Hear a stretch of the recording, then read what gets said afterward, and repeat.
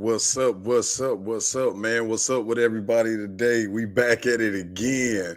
Midday Madness in the mix with your boy. Big Waves in the building.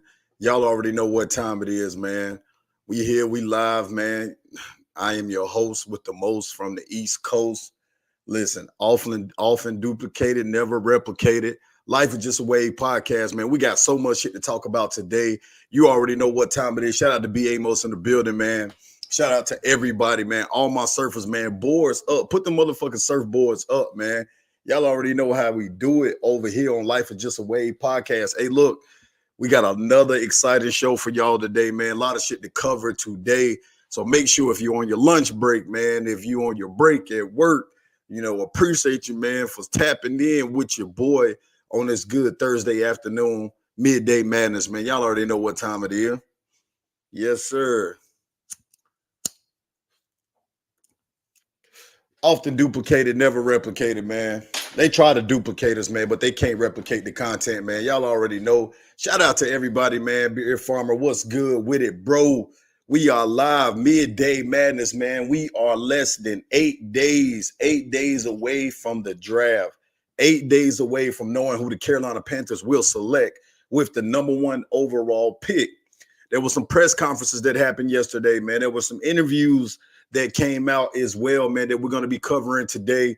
Jeff, what up? What up? What's up, party people? You already know what time it is, man. We in the mix. I am your DJ for the day.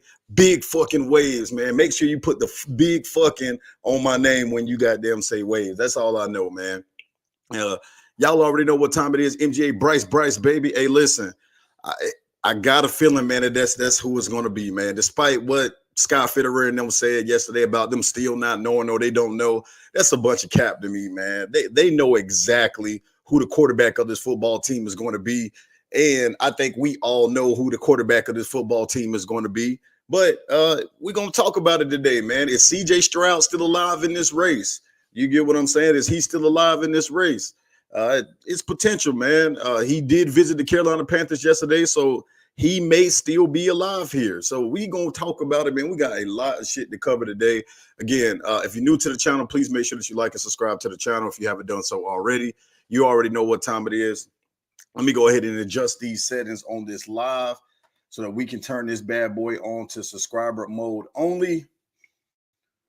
And again, if you are watching the content and you have not subscribed to the channel, guys, please subscribe to the channel. Also, make sure you hit the like button on this video as well.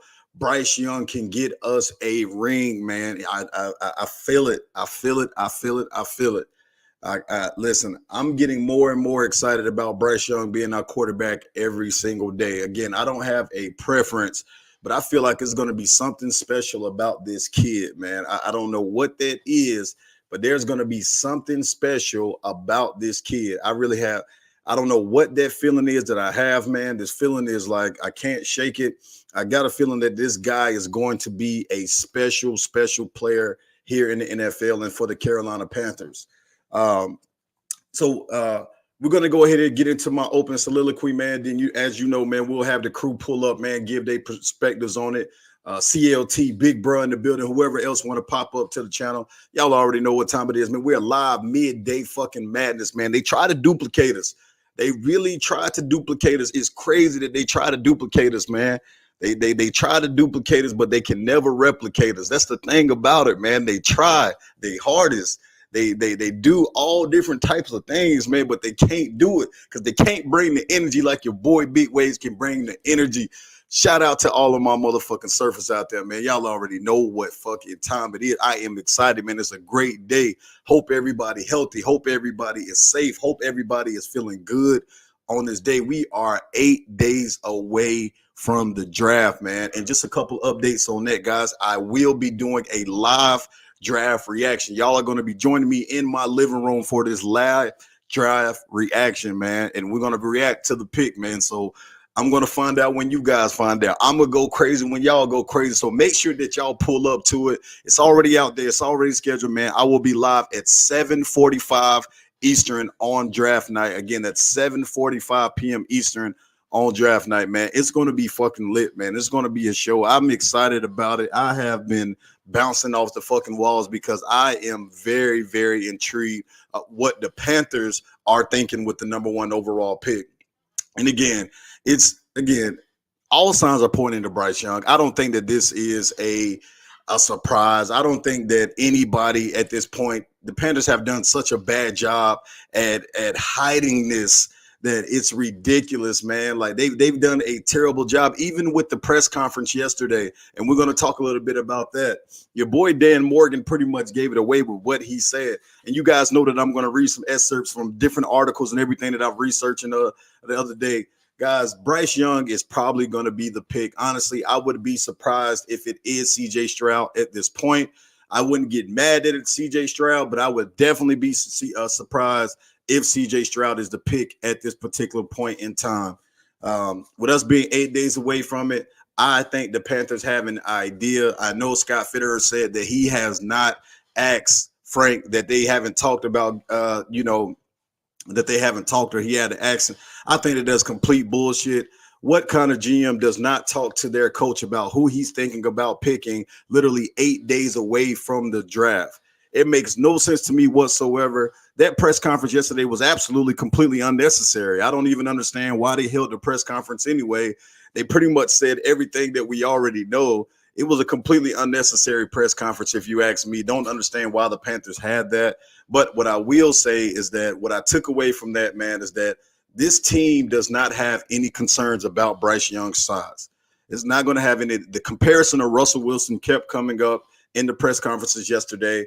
Dan Morgan had some very strong words about, Bryce Young's side. And I'm going to read verbatim because you guys know that verbatim is like I like to make sure that all my info is accurate.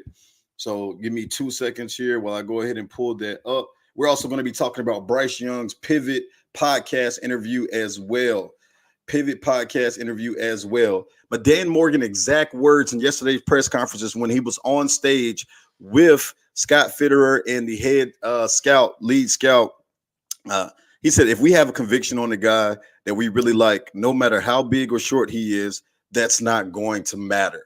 That is not going to matter. Listen, guys, there's only this much confusion about who the quarterback should be for the Carolina Panthers simply because there is no clear-cut favorite to be the consensus number 1 overall pick. And because of that, it's caused the Panthers to have to play this game as if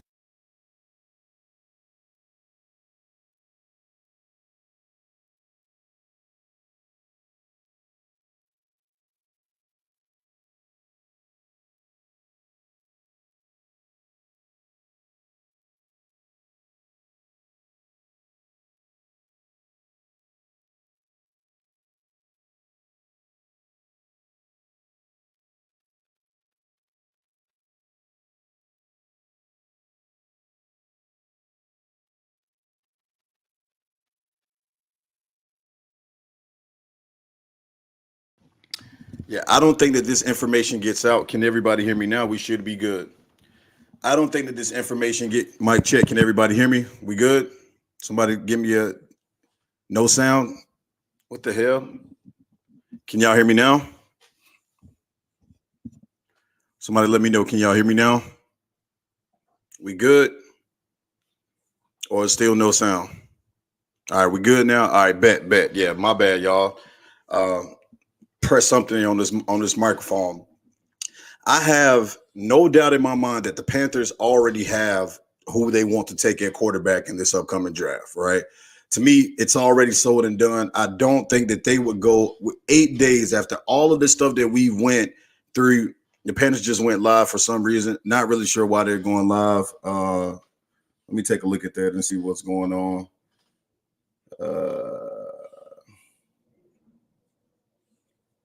I don't see them live. Yeah, I don't see them live on here. I don't.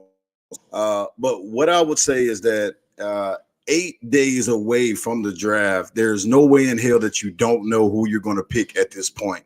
You've already brought everybody in for a pre-draft visit. You've been to the combine. You've been to the pro days. You've gotten all the information that you're going to get on exactly what these players are. The The Panthers know yesterday, Scott Fitterer tried to make it seem like, yeah, he didn't tell Bryce Young. Yeah, he probably didn't tell Bryce Young that he's the number one overall pick. He probably didn't tell him that. Why would you tell him that he's the overall pick? It kind of ruins the surprise of what we're going to go on. And also, why would you tell him that with the knowing that CJ Stroud hasn't came in the building yet for his pro day? So that complete press conference yesterday was, to me, completely pointless. I didn't see any benefits of the Panthers doing their press conference yesterday because they really didn't even talk about much. The questions that they were asked were questions that they've been asked 1,000 times, and we kind of already knew how they felt about those. Really, the biggest takeaways that I got from it is that even though Scott Fitterer said that he hasn't asked Frank Wright the question, come on, guys, use your common sense there. That is complete bullshit. You don't go through this whole process without asking the guy, hey, at least who is the person that you're leaning to at this point in the draft? So I don't believe that. I believe that was all cap. I also believe the fact, like I said, when he said that he haven't told Bryce Young he's the number one overall pick, you're not supposed to. I don't think there's any point of telling a guy literally 2 weeks out from the draft that he's the number one overall pick. To me, there's no benefit to that whatsoever. So I understand if that probably is true that he didn't tell him that he's the number one overall pick. But the fact that they're sitting here that they're still trying to figure this shit out 8 days away from the draft, that's complete bullshit. Their draft board is already set, ready to go. I have no doubt in my mind that they already know who they're going to get at this point. Anybody believe that they're still trying to figure it out at this point? I'm sorry. It's complete smoke at this point. It really is, man. Shout out to everybody that's in the chat. Make sure you guys like the video. Y'all already know what time it is. Midday Madness in the mix. Big Waves in the building. Hey, look, man. Hey, listen. Y'all keep running your boy up, man. Y'all already know what time it is, man. Ain't nobody bringing this Panther content like I'm bringing this Panther content to you guys. So, but what I will say, the Panthers obviously don't have any concerns about Bryce Young's size. I was actually watching a breakdown. One of the insiders at Bleacher Report, man, did a video. It was breaking down the difference between Drew Brees and Bryce Young far as their size. Size-wise, they're damn near identical. I think Drew Brees was like 5'11", and Bryce Young is 5'10", right? Bryce Young, because of his height, has adjusted his game to play at his level at his height that he's at, right? And it's been that way throughout his whole career. You can hear about him talking about that on the Pivot interview, the Pivot podcast, man. If you have not seen that interview with Bryce Young, guys, you got to go fucking watch it, man. It was an unbelievable interview with this guy. This guy is a humble dude. The character is there from this guy, a guy that really stands on his morals, his values, and what he can bring to the team. He's not letting the noise of people talking about his size. He's not letting the noise of people talking about, what he can do. He's going to let his game speak for itself. And just like he said, his size has been criticized his whole career. Legacy 2K, listen, if it is CJ Stroud, I'm absolutely okay with it. But all signs are pointing to Bryce Young right now. I'm sorry. Honestly, I would be surprised if CJ Stroud is the pick at this point. I would really be surprised if he is the pick at this point. All of the sources, all of the intels, all the NFL insiders, all of the mock draft, all of the scouts have Bryce Young as the favorite right now. Vegas, you got to remember something about Las Vegas, right? Las Vegas has to know something. When it comes to money, when money is involved, Vegas always wins. And with them having him as a heavy favorite, just to go show you so much that they believe that him going to be number one, they're no longer taking any more bets for the number one overall pick.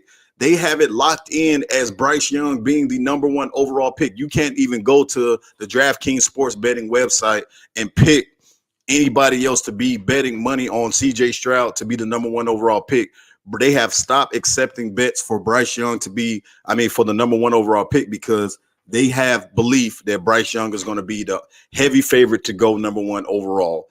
And again, if Vegas knows when it's money, we all know that when it comes to the money, if Vegas says it, then, it got to be done. Omar Tillman, I don't see the Panthers moving off of this number one pick, man. It's going to take Houston. Houston is going to have to literally pay like a king's ransom. And based off of what Scott Fitterer said yesterday, I don't see that They haven't even mentioned Stroud in that interview. Absolutely shot by the activists. I don't see any way that the Panthers are going to trade up to number one. Again, Houston is going to have to give up a ton to move to the number one overall pick.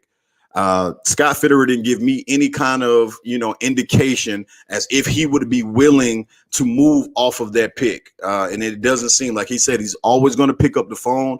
But even for the Houston Texans, they would have to give up a king's ransom to move forward one spot. And I don't see them doing that. I really don't. I don't see them doing that. I don't see the Panthers taking this draft pick. But shout out to somebody who said that Vegas believed that the Eagles was going to beat the Chiefs. Absolutely. That's in the game. We're talking about the draft. I think they've pretty much gotten it 100% right when you're talking about the draft, man. It's going to be interesting, man. Omar, again, I would be very surprised. Would I be mad about it? Absolutely not.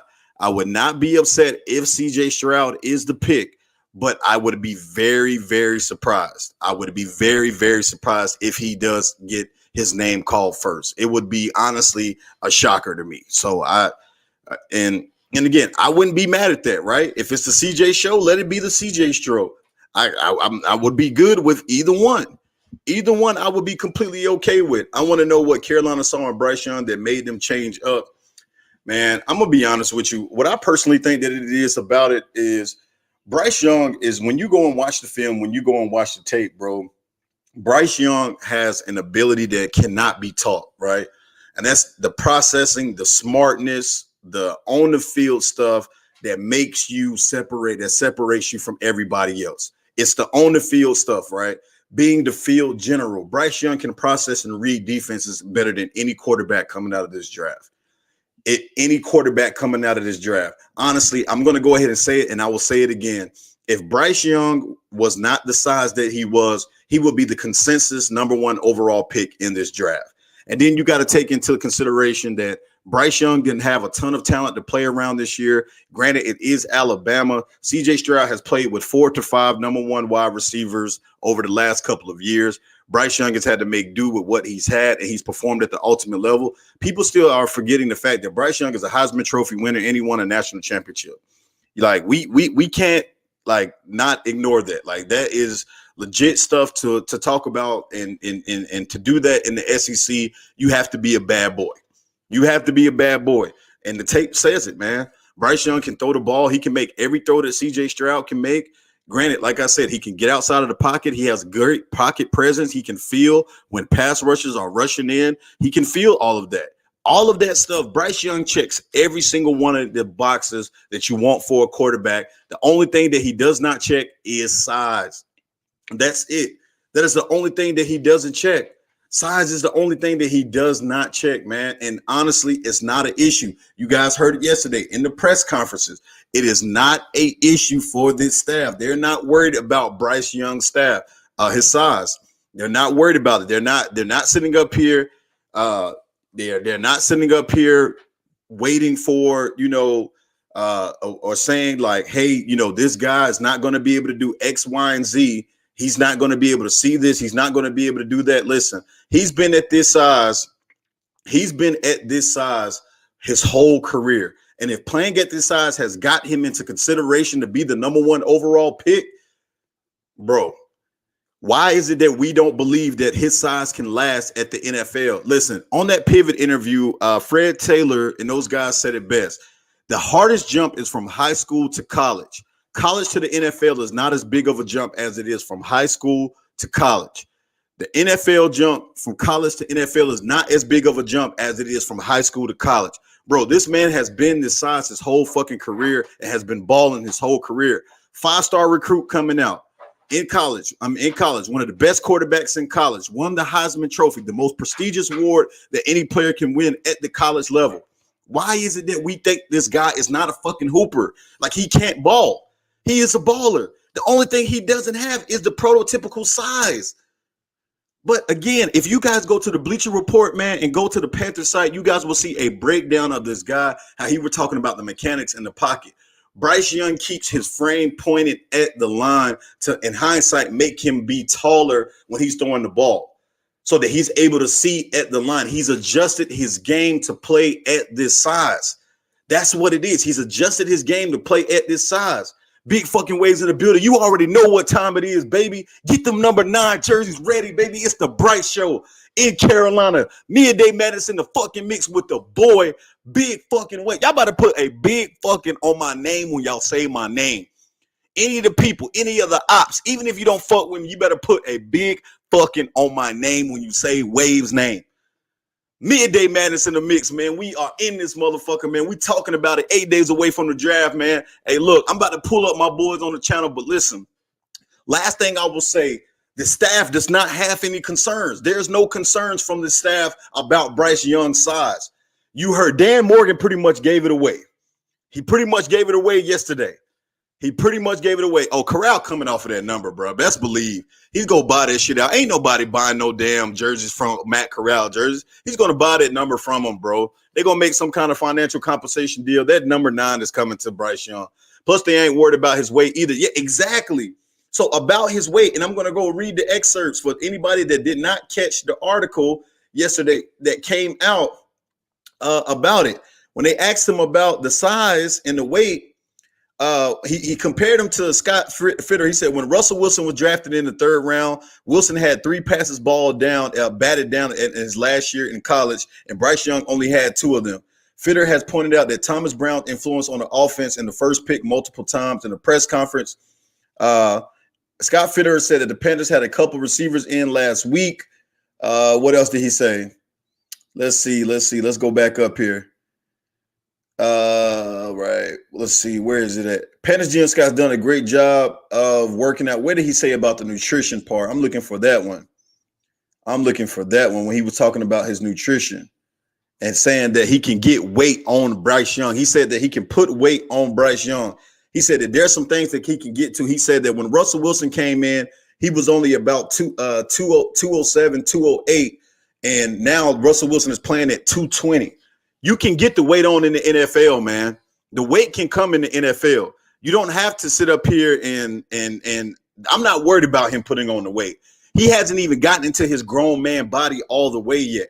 He can get weight on. If he gets up, man, listen, by year 3 or year 4 of his career, if he's playing at 215, 220, man, there's no problem here. And even Scott Fitterer said yesterday that he said that Bryce Young has built up his lower frame, that his lower frame looks solid.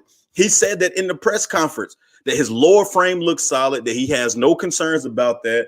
And nutritionally, there's some things that he can do and that they can advise him to do to put on the weight. It's not a problem. That's the point. He's not Russell Wilson. He's not even Kyler Murray. Is the physical limitation in small hands. Bryce Young doesn't have small hands. Drip, I don't know what you're talking about. He doesn't have small hands. He's not Kenny Pickett. He's not. CLT, I'm about to pull my boy CLT up here, man. Get CLT perspective on all of this shit, man. 8 days away from the draft. Bryce Young to Charlotte to win us a ring. What are your thoughts on that shit, CLT? Man, I think Carolina's locked and loaded, man. I think they got that guy. I think they know who they want. Like you said before, it's gonna take a king ransom to come up off that pick. If Houston want Bryce, they're gonna have to move up and they're gonna have to give us a heavy ransom for it. I doubt it'll happen. Just looking at, like I said, looking at the tape, I went back and looked at some tape myself. Can you hear me? Can you hear me? Can you hear me? You. Can you hear me? I can hear you.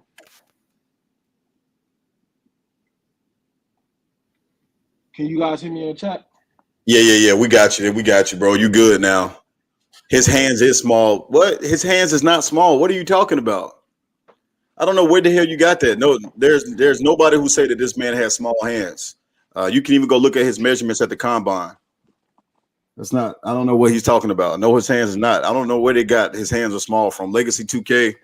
I don't know what you're talking about, brother. Go ahead, COT. Well, like I was saying, man, I feel like Carolina's locked and loaded at the pick. I think Bryce, like you said, all this news coming out, I no longer think it's a smoke screen. I think that it's pretty much valid that Bryce would be our pick. I'll be happy with the pick. I went back and watched him tape myself, man. His playmaking abilities, his escapability, his knowledge of the field looks like the truth. The size worries me, but if our staff says it doesn't worry them, they got a plan for him. They got a nutritionist for him. They're gonna tailor the offense around him. Let's go, man. Let's go to make this pick, man, and let's move forward with our franchise. And that's how I'm feeling about it, CLT. Like first of all, let me say this too, man.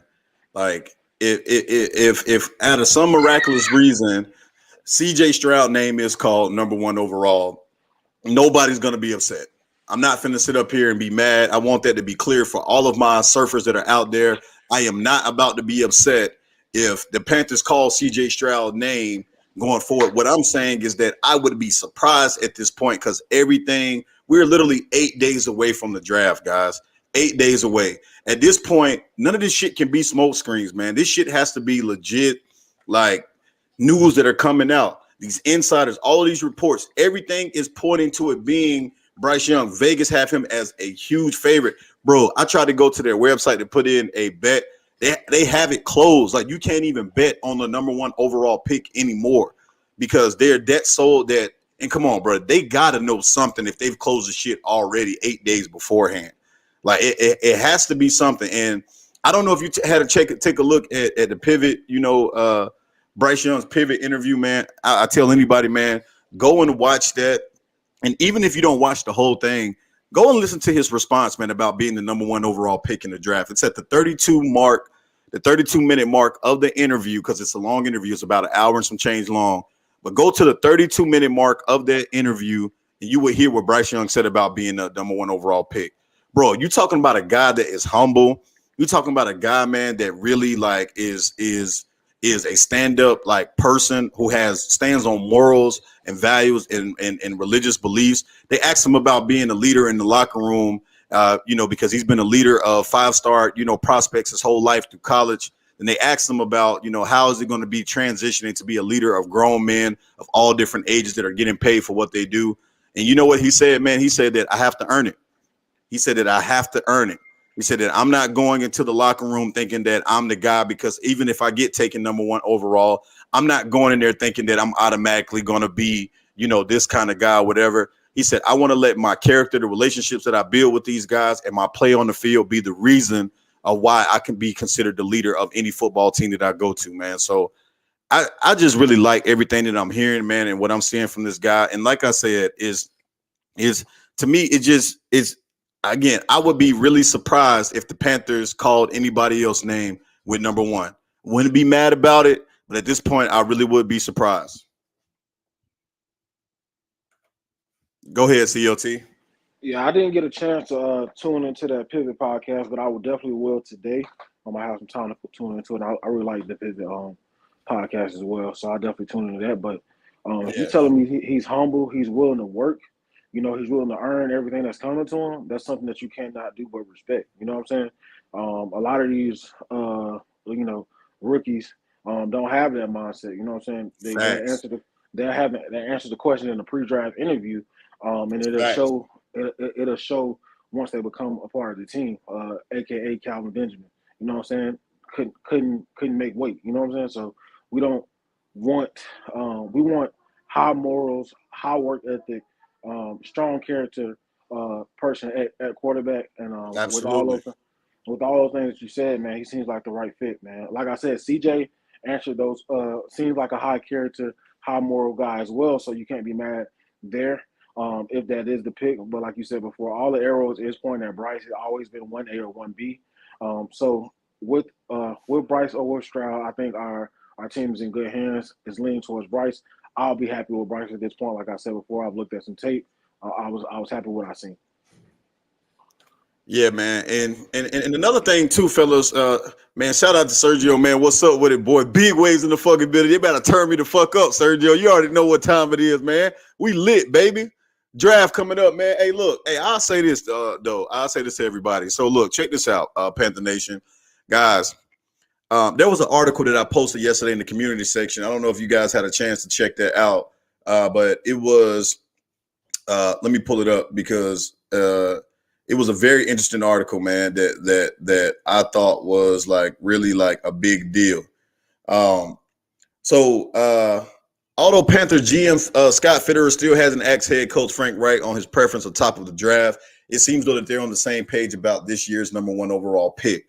Guys, it is so fucking important, man, for like the GM and the head coach to be on the same page about this pick. Like they have to be on the same page about this. Like I really don't want this to be a situation where some guys wanted this guy or some guys wanted that guy, and then somewhere you know down the line you because that shit can cause problems, right? Like that can cause problems. CLT. I really hope, man, that you know whoever it is that they decide to land on. If it's Bryce, we know all signs pointing to him right now. If it's CJ, we know all signs is going to point to him right now. I mean that you know if it's CJ, whoever that Scott Fitterer, Frank Wright. They said that David Tepper don't really have too much insight on this pick, but I just hope for the staff's sake that there's an agreement on who the hell the pick should be at fucking quarterback. Like that's if I'm praying for anything, that's the one thing that I'm praying for, right? That these guys have some type of consensus because the shit can trickle down later on. Because let's say, for instance, if we draft a guy and that guy doesn't pan out to be what we thought that he was going to be, you're going to start seeing all type of conflicting reports come out. Well, reports that Scott Fitterer wanted Bryce Young and Frank Wright wanted CJ Stroud. I just don't want to deal with none of that, man. And I hope that these guys are on the same page about this shit. So even if they've taken so much time to figure this shit out, they need to be on the fucking same page come Thursday, CLT. They do. I think honestly, I know that sounds good to want, but we have too many veteran coaches, veteran people, and higher up as far as the coaching staff that we just hired for everybody to be on hands on with one player. Yes, because sir. like I said, it's so much 1A or 1B. Everybody's not going to be in agreement. I highly doubt that from offensive coordinator, quarterback coach, Scott Fitterer, you know, Frank Wright, and Tep, even though Tep don't have no say in it, will be in agreement with just one person because it's just so close. You know what I'm saying? Right. But I feel you. So who do you think should have the final call, man? Honestly, I think Frank Wright should have the final call, but yeah. I think the offensive coordinator and the quarterback coach opinion should be heavily appreciated. So let me ask this question in the chat. I'm going to throw it out there to the chat. Who do you guys think should have the final call on who the Panthers draft? Give me your answers in the comments, man. Put a wave emoji in there with it, man. Who do you guys think the Panthers should have? Who should have the final call on the quarterback selection between David Tepper, Scott Fitterer, Frank Wright, or the offensive coordinator? Who do you guys think should have the final call? Throw it in the comments, man. Put a wave emoji in there as well. Who do y'all think should have the final call on the draft pick for the Carolina Panthers? The final say so. Fit easily. So you said the GM should have it. Courtesy, I think it should be Josh McCown and Frank Wright. Darius Jones said the owner. Okay, we'll get ready. It was reported before Frank Wright, like CJ Stroud, Scott Fitterer about to get himself fired, drafting an outlier. So Scott fit. Nard, shout out to Nard 704. GM usually picks a QB. Nard 704 fit Scott. So a lot of mixed here, man. It ain't really one thing taking it away, man. I'll say it like this. I personally think that it should come down to Scott Fitterer, right? And here's why I would say Scott Fitterer fit. Scott Fitterer probably has his nuts is dangling the most out of anybody in the Panthers shit right now. Like if there's anybody who got to get this shit right, it has to be Scott Fitterer. So to me, I think it comes down to Scott. I think Scott should have the final say so on who this quarterback should be because his job is on the line, right? I am 100% sold that if Scott Fitterer don't get this shit right and there's no improvement this season or going into next year, Scott Fitterer is going to get fired. He's going to get fired, bro. This is why I say Scott Fitterer shouldn't have the final say so. Go ahead.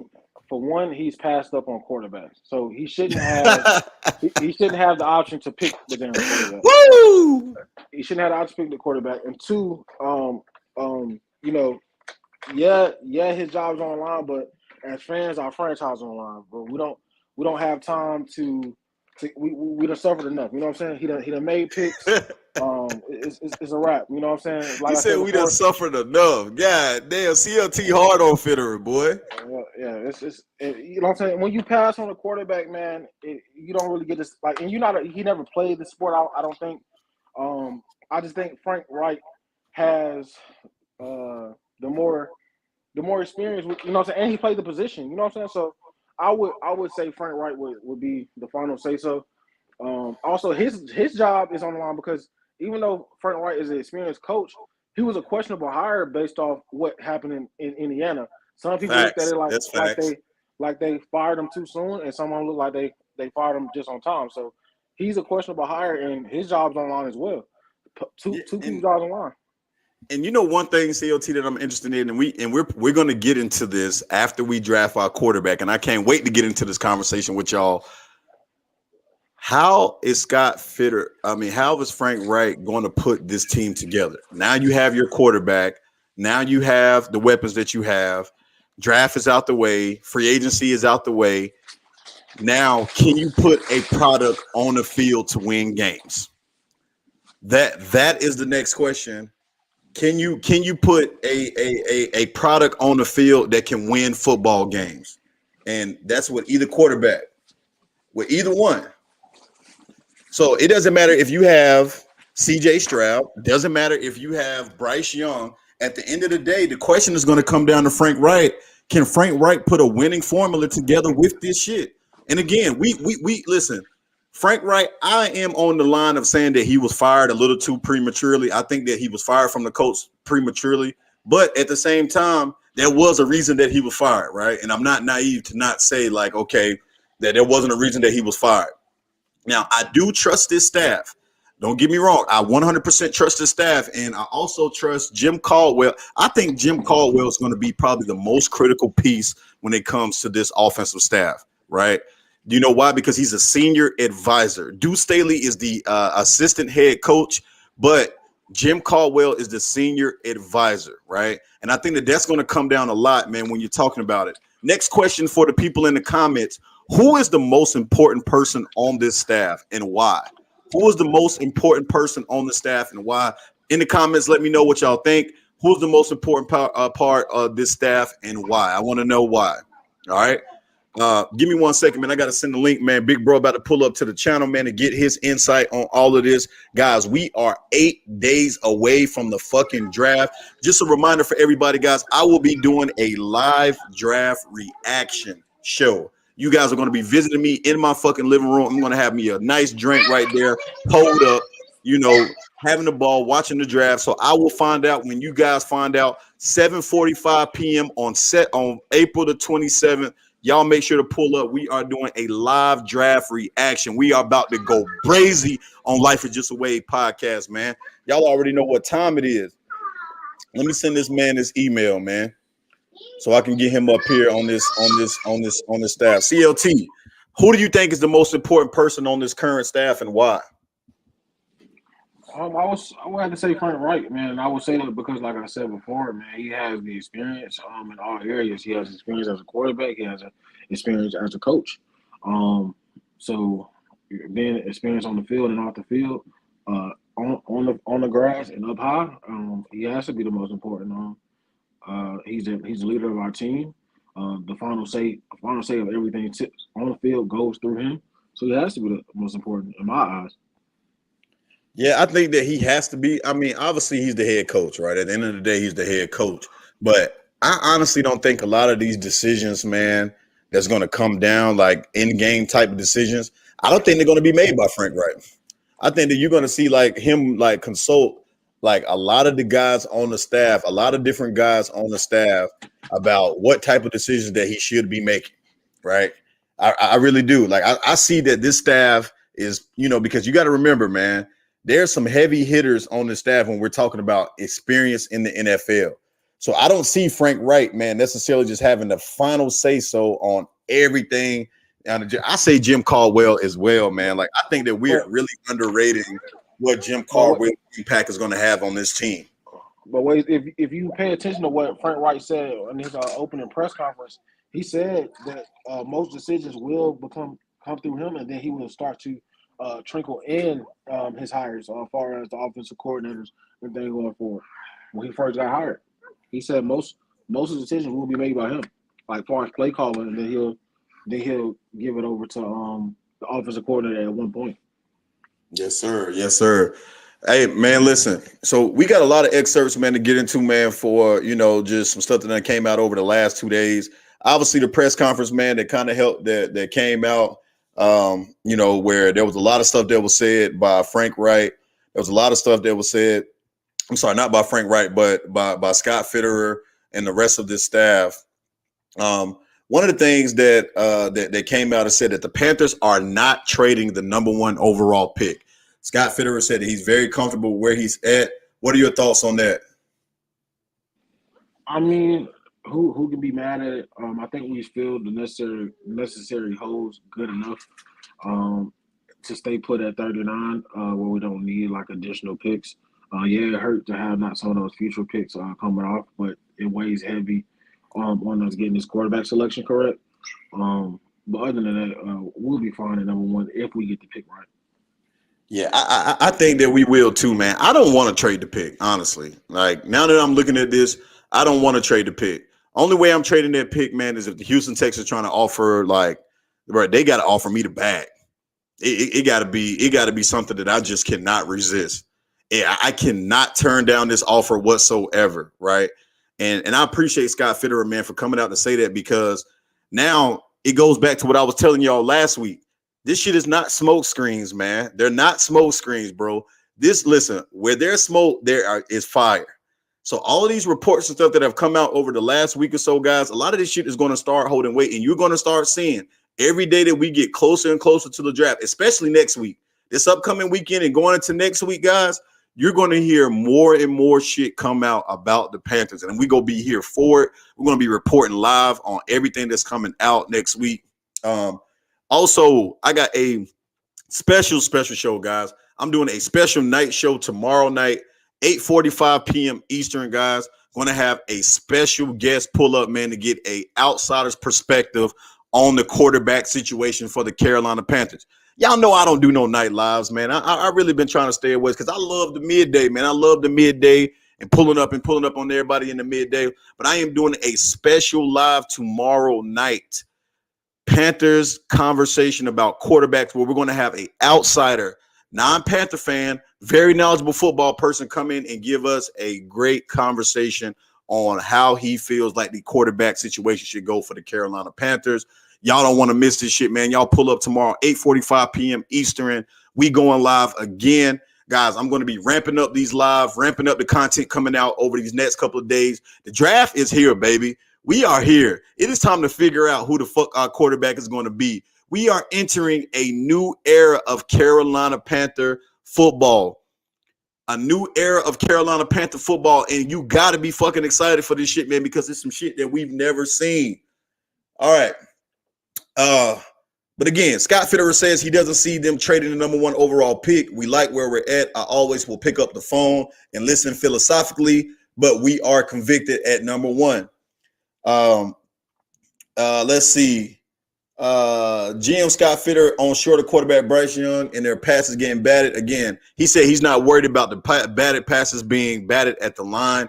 He also compared him to Russell Wilson when he said that Russell Wilson had 3 batted balls his senior year in college when he came out. Bryce Young has only had 2 batted balls. So, and then about Bryce Young's weight, he said nutritionally we can do some things. And he also has a pretty good, solid, lower half of his body that they can continue to grow as well, man. So how do you feel about the Panthers' response, man, and not being concerned about the size from about Bryce Young? So we heard what Dan Morgan said. He said that no matter how big or short a guy is, that's not going to stop us from taking him. How do you feel about that, CLT? Honestly, I'm 50-50 on it, and this is why. That answer is supposed to be said, right? We have people that's on our staff that's supposed to help with nutrition. They get paid hundreds of thousands of dollars a year to build nutrition plans, things like that. Facts. Reason why I'm 50-50 is we had this same issue just last year with Baker Mayfield. What happened with him? You know what I'm saying? He was just trash though, man. Baker wasn't even that small, man. But the consensus is batted balls. He said he's not worried about batted balls because he only had 2. I don't think Baker had that many batted balls before he came to Carolina. It wasn't as bad as it was when he was with Carolina, for sure. So we've seen in the past our organization has struggled with it. And like I said before, Bud, my bad, CLT. I'm gonna let you finish, but it's wild, man. Niggas just delusional at this point. AR-15 is not going number one. I'm willing to put any amount of money on that shit. Like I'm willing to put any amount of money on that shit. Like that, he's not going number one. I don't care who's saying what. There's no way in hell the Panthers is taking AR-15 number one. It's not happening. The Panthers did not commit to Bryce Young at the press conference. It's still wide open. Zaire Careful, just because they didn't commit to him, yeah, they may not have told him. There's no point of telling him right now that he's going to be the number one overall pick. That doesn't mean that the decision is not already made. Go ahead, CLT. Go ahead and finish, bro. I didn't mean to interrupt you. Yeah, I was just saying, like, we've had history with issues with that before, so 50-50, man. Even though it's no new coach staff, new regime, hopefully they can get it right. But like I said before, I've seen it and it was not pretty. So I'm just not going to just write it off. Yeah, it just doesn't make any sense whatsoever, man. Like, I'm not going to compare him to Baker Mayfield because to me, Baker Mayfield was just trash. Like, I'm not, I can't say that this is the similar type of situation, man. I don't have any concerns about his passes being batted at the line of scrimmage or anything like that. Jamie Harris said, "Do you know who led the NFL in batted balls last season? Justin Herbert, who was 6'6". Exactly, Jamie Harris. I mean, that's batted balls to me, man, is more about the vision, a quarterback's vision, as opposed to the size. I don't see that being a real issue or anything like that. Shout out to everybody, man, pulling up to the channel. We are live, Midday Madness in the fucking mix. We got Big Bro, man, joining us again, man. Big Bro, what's good? Hey, 8 days away from the draft, man. How you feeling? Yeah, what's going on, man? Everybody, CLT. Hey, I'm gonna say this about the draft. We talked about it last week, but over the last couple of days, it's pretty much confirmed who we're taking, and that's going to be Bryce Young. So, if those that was looking for another route, or that we might take CJ. Scott Fritter had the press conference, it was coming clear who they was taking. He did say that he hasn't told Bryce that he was taking, but, all signs and fingers are pointing, to Bryce Young as being taken number one. And I'm happy with it, man. So let's go. Let's get it home. Almost a little over a week away. Today is Wednesday. The draft starts next Thursday. For those that are unaware, I'm ready, baby. Let's go. Bryce Young it is. Let's go. Hey, Big Brother and CLT. Now, I know y'all going to be watching the draft at home in y'all respective homes, but can I get y'all to pull up to the motherfucking live draft reaction? I don't even give a damn if y'all there. I just want to get y'all motherfuckers reaction when we pick whoever we pick, man, so we can dive right into it after that, man. Y'all got to pull up to the live draft reaction, CLT. What I was saying, well, I'm gonna be out of the country, but I'm gonna definitely try to tune in to the live draft party, even if for like 30-40 minutes, just to get my reaction. But I will be out of town. Yeah, no doubt, man. Shit. Hey, look, out of country, the hell, they don't stop Wally. Wally ass all the way in Germany. Hey, so Big Bro, man, did you get a chance to watch Bryce Young pivot interview? So yeah, I did. I got through majority of it yesterday. What's your thoughts on that, man? Real humble guy, man. Very humble, man. I mean, God-fearing, man. Come from a great family home. But the dude, man, is what you want in a quarterback. He doesn't have a big ego. He's all about coming in and proving, what his value to the team is. He said, he never, when they asked him, one of the questions that Shannon asked him yesterday was like, do you feel like, has it hit you yet that you're, about to be potentially number one pick? And he was like, nah. He said, I always live in the moment, as far as my whole career, I just enjoy the moment and I have, obviously he had goals on the field, but he said he never looked down in the future. And what that just shows me, man, is the dude is very, very humble. This guy's a Heisman Trophy winner. You would never tell. He doesn't have that big personality, like Cam had, which is, again, ain't nothing wrong with that. I'm not saying that's an issue. But the dude, man, is just a humble guy, and just ready to go to work, man. And I love that about him, man. He just shown it. I'm not saying CJ the same way, but sitting and watching that interview, man, just shows me a lot about really who Bryce Young is as a person, man.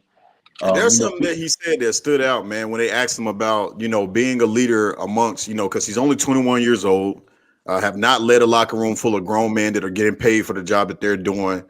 When they asked him about that, man, he said that he was going into any situation knowing that he has to earn and prove that he can be the leader and be the leader of any team. He said that he's not going to go into any situation trying to demand the locker room. He has to prove with relationships that he builds with people and let his play speak for him on the field that he can be the leader of his team.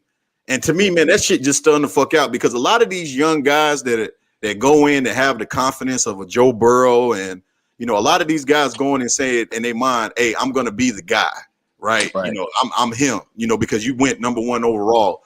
This guy already has the mindset like he has to go in there and earn everything that is going to be given. He doesn't have the mind of, I'm automatically getting that seat put on my chest. No, he doesn't, man. He said that when they asked him about him coming into an NFL locker room, leading men, grown men that's getting paid millions of dollars, he said, hey, I'm going to treat it just like any other in Alabama. I'm going to go let the work that I put in on the field, off the field, and how I carry myself, that's how I'm going to gain their respect, man. That's something coming from a 21-year-old is amazing. That's rare. It's rare because, we all once were 21, and I know I wasn't that mature at 21. So and Drip, to answer your question, are we being biased about, the good and what's the bad with them? I mean, we can point out the bad, some bad things that he may have done, any of these players, but I mean, with Bryce, it's more good and bad, and also with CJ as well. So we're not being biased. It's just, hey, man, the dude, we seen what he can do on the field. We seen his character off the field. It's some bad stuff that he pretty sure that he's done. I'm pretty sure. I mean, there's some bad plays that he made. I mean, the guy, we're not saying that he's perfect, but when you look at everything, the dude is the real deal. Complete package. Man. He's the complete package, and he's ready to go. So no, we're not being biased about. I mean, again, if there was a clear, consistent number 1, like if CJ was clear, consistent number 1, again, I like him. I like him as well. I like what he stands for. But again, I'm telling you, man, all directions and fingers are pointing at this guy, Bryce. That's who we gonna draft. If y'all Panthers fan, I mean, that's okay, fellas. It's we can't go. Listen, I feel like this is a home run. Yeah, I do too. You couldn't go wrong with either I feel one. like we can't go wrong with this guy, man. I mean, the dude gonna come in, he gonna work, and he gonna let us do his talking on the field, man. And again, so what is there to talk about? Why is there so many haters? They asked him a question yesterday on the interview about, what the doubters that who say who doubted his size, and because he said he's been getting that all his life, who doubted his play. He said, man, I don't really worry about that. I just come in, do my job, and show them what I can do. Listen. He also said that, listen, he respects everybody's opinion. He said he know that there's people out there that feel that, he's not going to hold up a full 17, 16 game season. It's a Panther nasty. Can he play a full 17 game season? That's a question you got to ask any player that started the NFL. Like any player, can any player play a full 17 game season, man? Because there's players in the league that have the prototypical size and they have all of the size and they don't play 17 games, man. So to answer your question is that you have to ask any player that, not just him, not just, CJ Stroud, any player, can they play a full 17 game season is the question. We don't know, man. The NFL is a physical, it's the highest level of competition. You're going against the best players in the world. They're going at full speed. Listen, man, freak accidents happen. Injuries is a part of the game. That's a question that I don't think nobody can answer coming into the season. Am I going to play a full 17 games? You would hope that. And I don't understand why we talking about injury when the guy hasn't had an injury problem coming into this draft. So why are we keep bringing it up about, well, is he going to hold? I mean, hell, you know, with the run he had at Alabama, they was playing at least 13, 14 games, you know, with the regular season, with the college football playoff, you know, going, you know, so again, you talking about he was playing at least 14 to 15 games every year.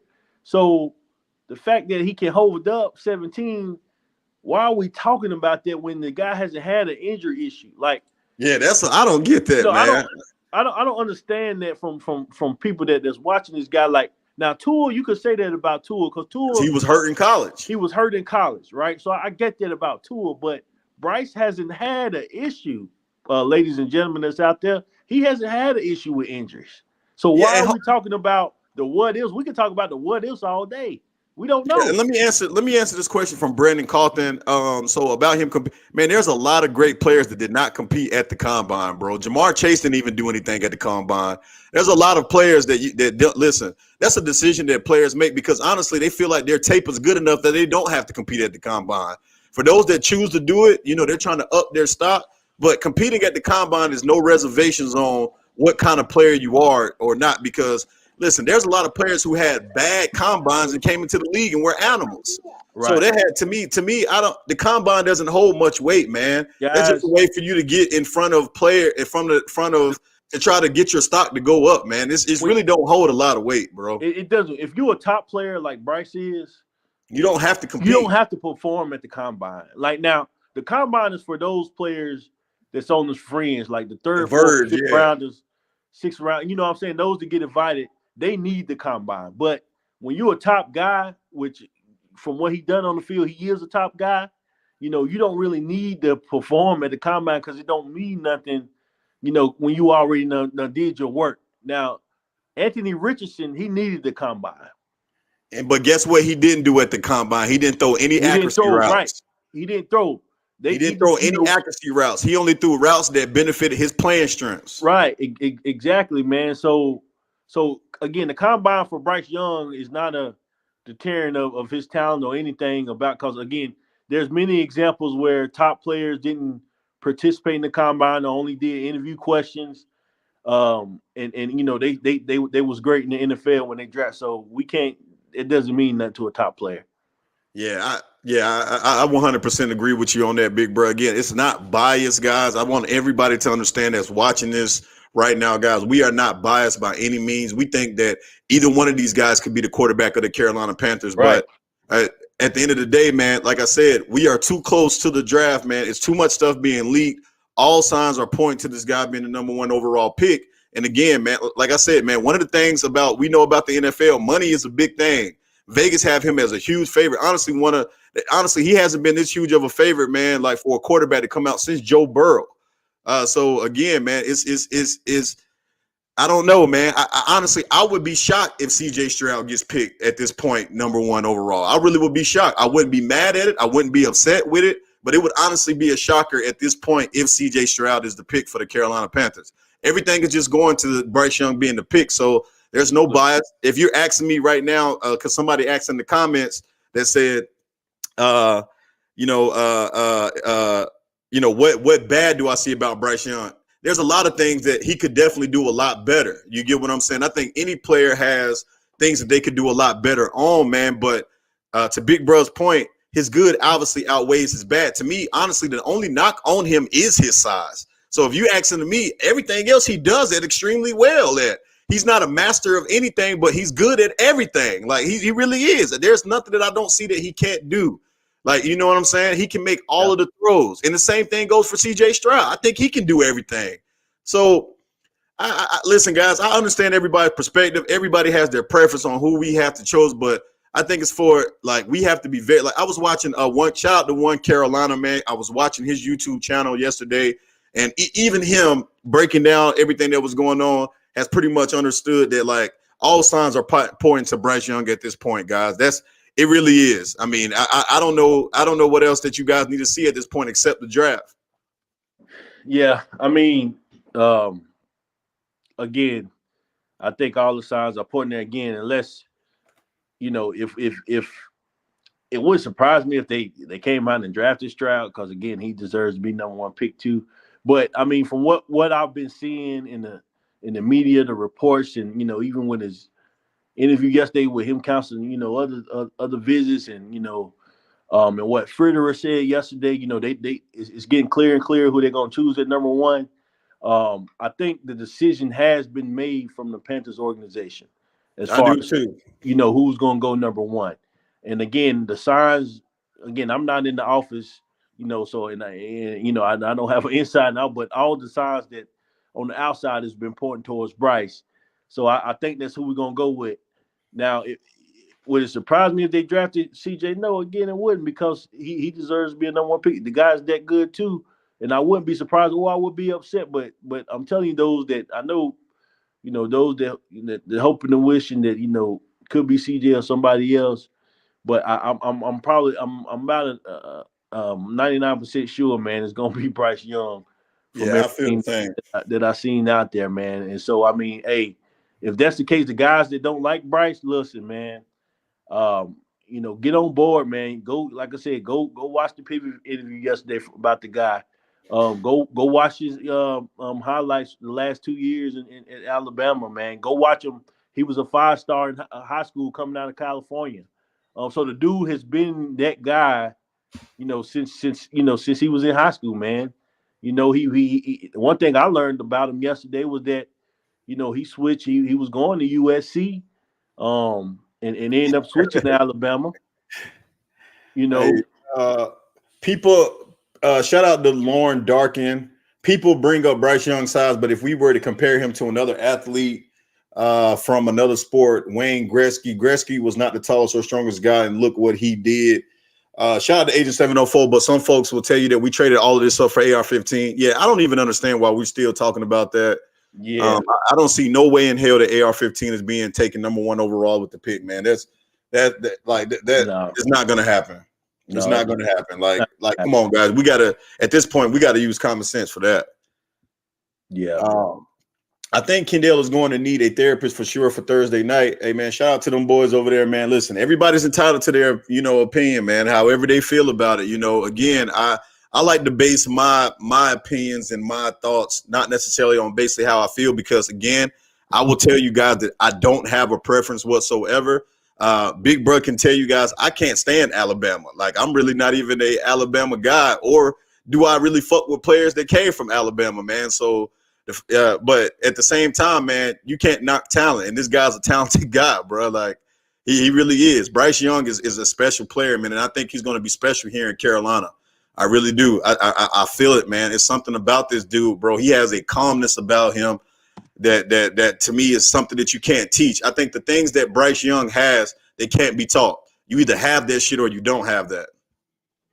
Like, it really is, from his escaping ability, his playmaking ability. When you watch the film, man, again, he's the best playmaker prospect coming out of this draft, man. And in the NFL, you got to have that. Not saying that CJ Stroud cannot do that. I think that CJ Stroud is just as capable as Bryce Young. I want that to be very clear as well. I do not have a preference. I'm okay with either one of these guys if the Panthers choose, but the pendulum is swinging towards Bryce Young. That's all that I'm saying. That's all that I'm saying. So, Big Bro, I wanted to get your perspectives, man, on the press conference. Don't know if you had a chance to take a look at those. Me and CLT was talking about it earlier, man. What is your thoughts, man, on what Dan Morgan came out and said yesterday, man? He came out and said that, and pretty much gave it away. You could tell that Scott Fitterer was kind of mad at him for saying what he was saying. He said, if we have conviction on a guy that we really like, no matter how big or how short he is, that's not going to matter at all. What are your thoughts about that? I mean, hey, I agree with Dan, man. I mean, the fact that he said it was really was the truth. I mean, if you believe in the guy, first of all, the Panthers, them making, the move that we did in the draft, getting up to number one, will say, okay, I'm sold on at least, two of these guys that's coming out this year. All right. So now I got to do my vetting on who, who is the guy. So again, the Panthers, Fritterer, and that whole organization, Tepper, they brought in, Bryce, and talk CJ, watch their pro days, man. So they've done their homework on all these guys, right? And it came out earlier that uh, uh, um, uh, our coach said that size wasn't gonna be a matter, was gonna matter, But if you have conviction, like Dan Morgan said, and you believe that this guy's gonna be the leader of your franchise for the next 10, 15 years, um, size shouldn't matter. Again, it's about their play, about their character, about can they lead this team. Your size should not matter. Again, there's been numerous examples of quarterbacks in the NFL that's shorter than 6 foot that's been ballers, right? I mean, we can talk about the Mike Biggs of the world, man, and again, Drew Brees. Yep, Drew Brees, not comparing them, to Bryce. Bryce is his own, guy, but it's been plenty of examples. Doug Flutie, man, the shortest quarterback to ever play.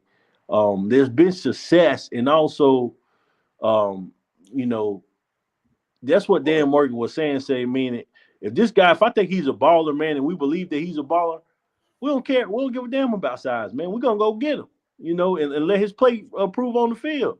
Again. And Bryce Young was just on First Take too this morning, man. Very humble in the way he defends his size at quarterback, kind of an answer Panther coach Frank Wright probably would like. So Stephen A. Smith asked him, Bryce Young, what do you have to say to the people that think that your size is a problem? He said that he think that is valid, but for me, I'm capable of what I'm capable of. I know who I am. I've been playing with a lot of people that have been bigger than me my entire life. It's something that I'm super used to. Man, this guy's ready to go, bro. He's ready to go, man. CLT, what you thought about this? Bryce Young is ready to go, bro. He ready to play, man. I think he got a fucking chip on his shoulder. I really do. I think he got a chip on his shoulder as well, but the way that he answered it is 100% agreeable. Even though they're technically, man, they're taking a stab at you, and you to answer the question with grace and respect. You know what I'm saying? I think is a huge knock on his character. Because he could be a jackass about it, right? Yeah, exactly. Like for real. I think that he could be like, I done seen so many draft prospects that came out, hands down, I'm the number 1 overall pick. There's no quarterback better than me in this draft. I done seen a lot of guys come out like that, bro. He's taking the humble approach. He's saying that the opinions of others are valid opinions in others. Like he's saying that they're valid. But at the end of the day, I know who I am. I know who I am as a football player. That shit, man, that shit, I don't know, man. That shit is inspiring for me, man. Yeah. Like for real. That shit is inspiring for me, man, to hear that from a guy who's been doubted his whole fucking life because of his size. He can't help what his size is. Listen, look, again, he's been a 5-star athlete in since high school. If those that don't know what 5-star mean, if you're a high school football player, you can get ranked, based on stars about your ability. And 5-star is, the highest that you can obtain. And so coming out of high school, he was a 5-star recruit, got recruited to, just about all the top colleges out there, chose to go. He was going to USC, which is home for him. But he chose to go to Alabama because he said this in his thing yesterday. He said they asked him, why did you choose to go to Alabama over USC? When USC was right down the street from his house versus coming across country and never been in the Deep South before. He said, I knew if I would have, the route at USC would have been real easy for me. He said, if knowing I'm going to Alabama, the route would have been much difficult, to get to where he wanted to be. And which is true because Alabama, if anybody know anything about them, they keep 4- and 5-star talent in the locker room. Position. At every position. So, I mean, it's hard to first off, to be a starter there and also, to have the type of success that he had at Alabama. So, I mean, that alone, man, just shows, that this guy didn't let, again, he's not the biggest quarterback that Alabama has had or the most talented that they may have had. possibly going back over his courses here. But the dude, well, I don't know, man. He might be the most talented quarterback they ever had. Because name a quarterback for Alabama right now that you can say that overall is better than Bryce Young, like overall. I mean, coming out of college, yes, he's the best. Coming out to me, coming out, is the best. Because AJ McCarron wasn't it. I mean, I'm trying to think. He wasn't. Like I said, Tua was pretty good, man. Yeah, he was. Just injury prone, but he was really good though. Yeah. But to answer, Drip's question, he said, he feel like this is the biggest mistake that we about to be the biggest mistake we ever make. That's not true, man. Everybody thought that about Cam when he was coming out. They kept saying, yeah, they did about Cam was in Florida, man. How the issues that he had down there, and we shouldn't take him, man. And we seen what he done for us. Again, we didn't win the Super Bowl. He got us there, man. He was, he was really good for us for many number of years. So, man, that's the thing. When you draft at number one, especially quarterback, you don't know how they're going to turn out. You're right. But I don't go in nothing thinking that this is going to be the worst mistake ever. Now, I would say that about maybe drafting possibly like a Will Levis at number one or something, where a guy clearly don't deserve to be at number one. I would maybe say that statement, but man, you cannot say this about this one guy, not Bryce Young, man. Give me something else, somebody else. This dude done proved to everyone he was a Heisman Trophy winner. Like that's not a hard. That's one of the hardest things to accomplish in college football. Meaning he's the best player. And Drew, we 100% respect your opinion, brother. Absolutely. Don't think that we don't respect how you feel about it. Again, man, I just need for you to come up with a little bit more details, man. Like I get what you're saying. Like I get what you're saying. It's valid, man. But just come with a little bit more details behind it, man. Like so, like for us, we're giving you the reasons of why we think that Bryce Young is deserving of this. What's about to happen to him on Thursday, right? Yeah, and again, go ahead, CLT. I just want to say before we move forward, man. I just want to say the fact that he played without a number one receiver, a first round quality receiver, I feel like that's highly undervalued, man. He did a lot with little, bro.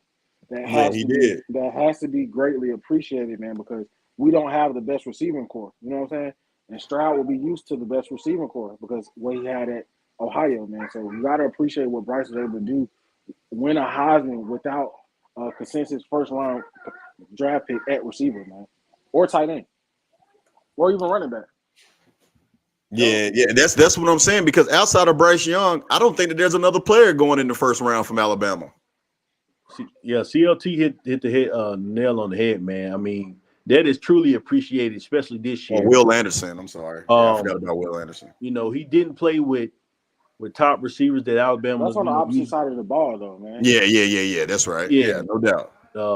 But yeah, you're right, CLT. He didn't play with top receivers at Alabama this year. Those guys were pretty good, but they wasn't the first round talent that we've had in the past. So I mean, people got to respect that. And again, but to me, CLT, I think people forget because it didn't happen last year that, like I said, the dude won the year that he won the Heisman, man, which was 2 years ago. People forget about that season. The ones that they keep talking about, what he done. This past year, which he did a hell of a job this past year with less, but you go back and look at his Heisman Trophy year, man. I'm telling you, man, he was balling. He was balling, man. The dude is a baller. That's what I'm saying. No one can sell me on that. This dude don't deserve to be number one pick. Facts. I'm with you, man. Yeah, no one can tell me that, man. Like, hey, fellas, I'm gonna be honest with you, man. Obviously, I'm a little biased in this because I'm an LSU fan, and Big Bro know this. I can't stand Alabama at all, but this dude is special, man.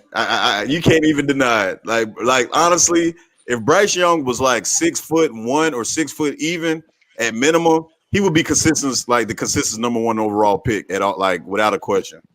And then you got to think about at his size, playing at his size, that takes tremendous heart, bro, to perform at the rate that he did, bro. Talk that shit, CLT. you can't question his heart, man. You can't question his toughness, man. And that's what we need. We, like you said, injuries happen in the league, man. We need somebody that's going to be tough, somebody that's going to play through a little nagging pain, but can get out there and perform, bro. So you got to account for that as well. And honestly, man, I don't really man, I think with the offensive line that we have, man, in this staff, I think that they're going to put him in, man, positions where he's not going to take a ton of big hits, man. Like I think people are underrating our offensive line. Like, the Carolina Panthers offensive line ranked number 5 in the whole NFL last year. With everybody healthy, we was the number 5 rated offensive line. We know that Taylor Moton, man, we know that, Christensen and, and the other guys coming off of, some injuries, they're going to be there. But I don't see Bryce Young, man, putting himself in position where he's going to take a lot of, big fucking hits, man, because, again, he's not a scrambling quarterback. He's not a quarterback that looks to run first. He's a pocket passer that has escape ability. That's what kind of quarterback he is. He's not like a Lamar Jackson where, you're going to see a bunch of design runs and shit for Bryce Young. You're not going to see a ton of that, man, for him. Like, you will see it in some situations, where he'll probably take off.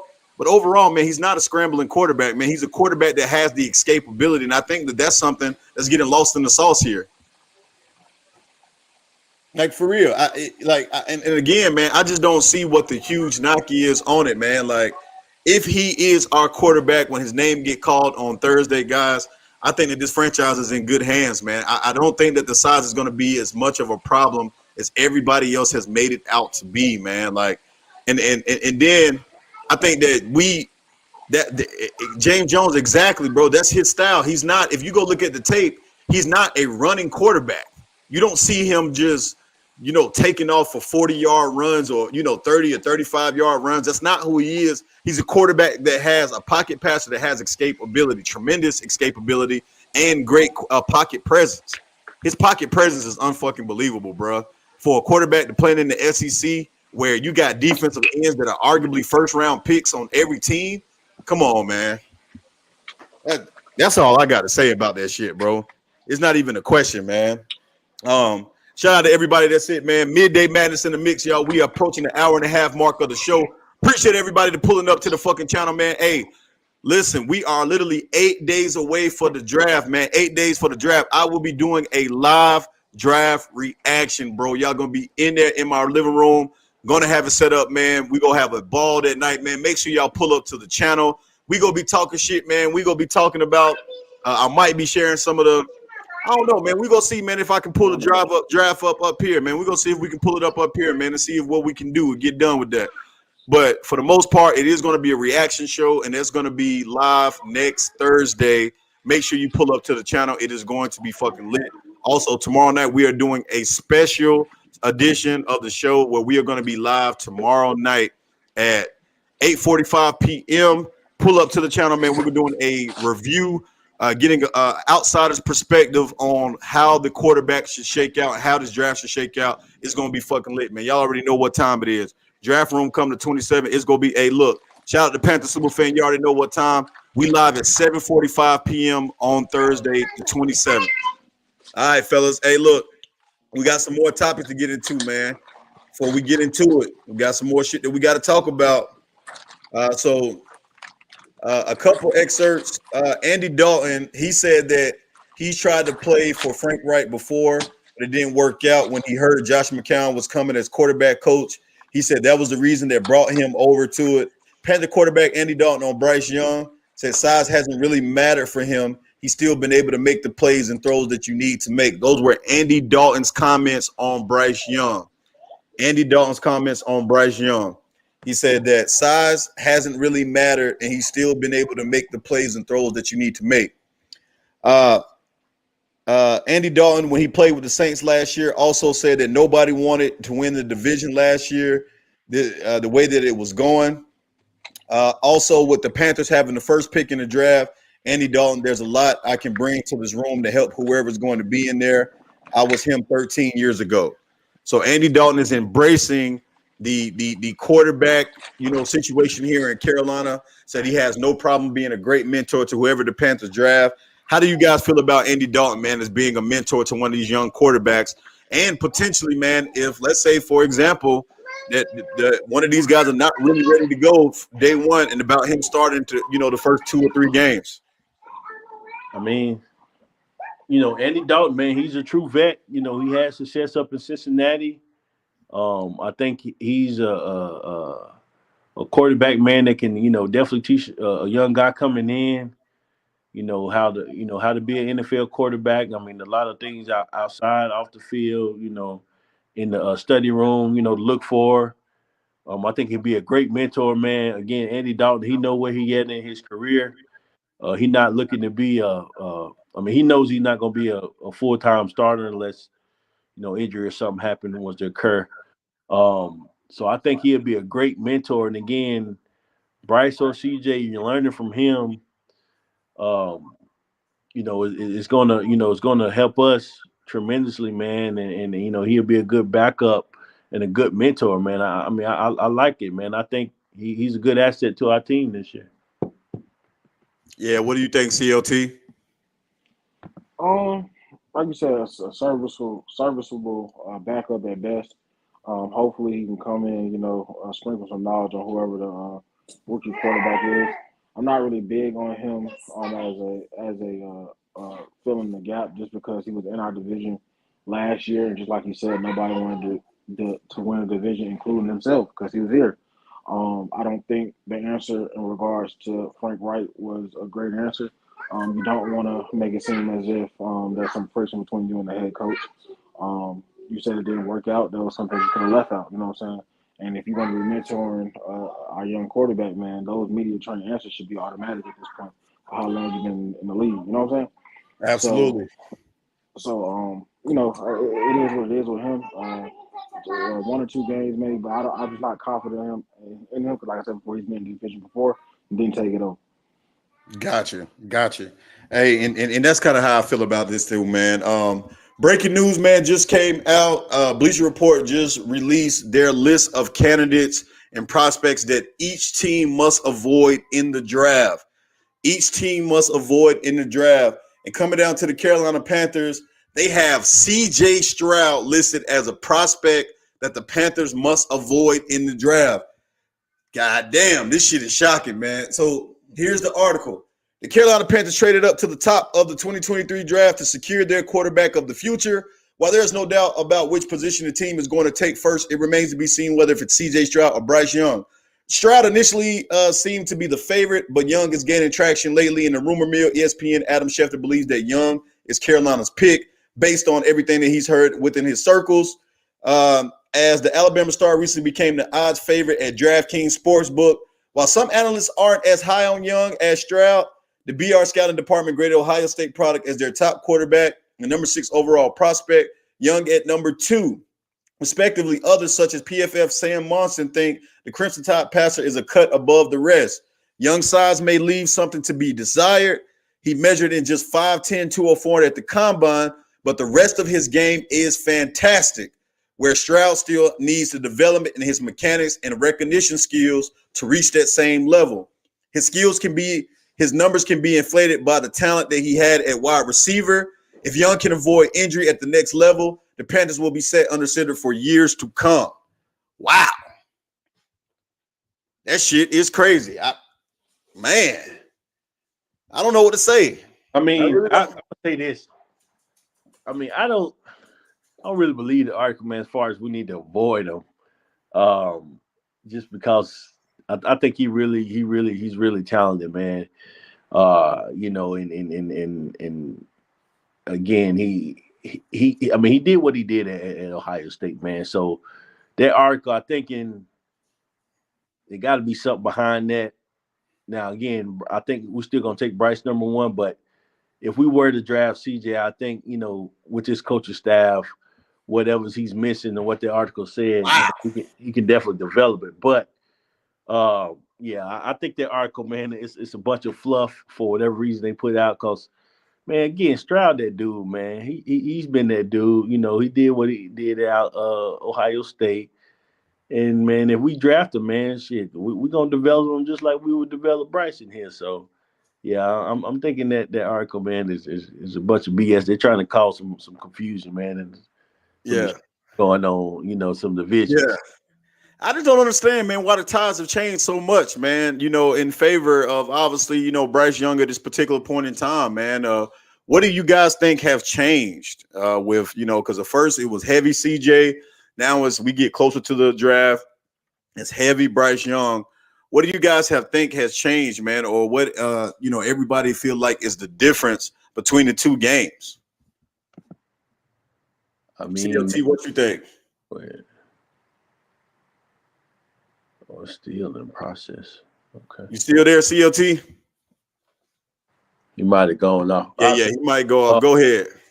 But nah, man, I think the narrative was that what put Stroud ahead when it first came out when we hired Frank Reich was that Frank Reich prefers bigger quarterbacks.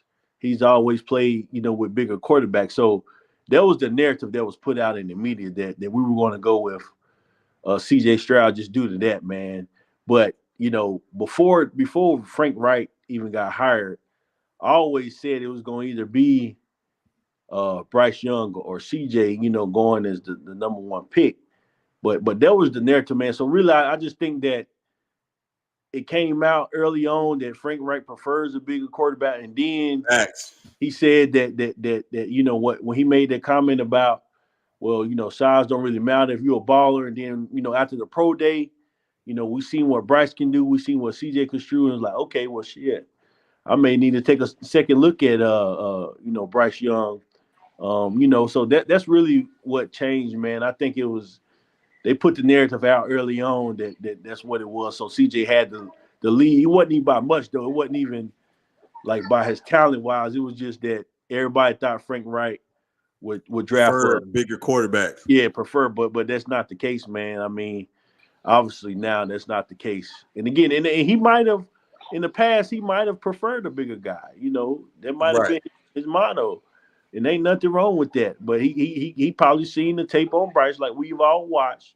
It was like, oh no, man, this dude, even though he under 6 foot, this dude's a baller, and so that's what I think what changed, man. I mean, again, Stroud is still a top pick.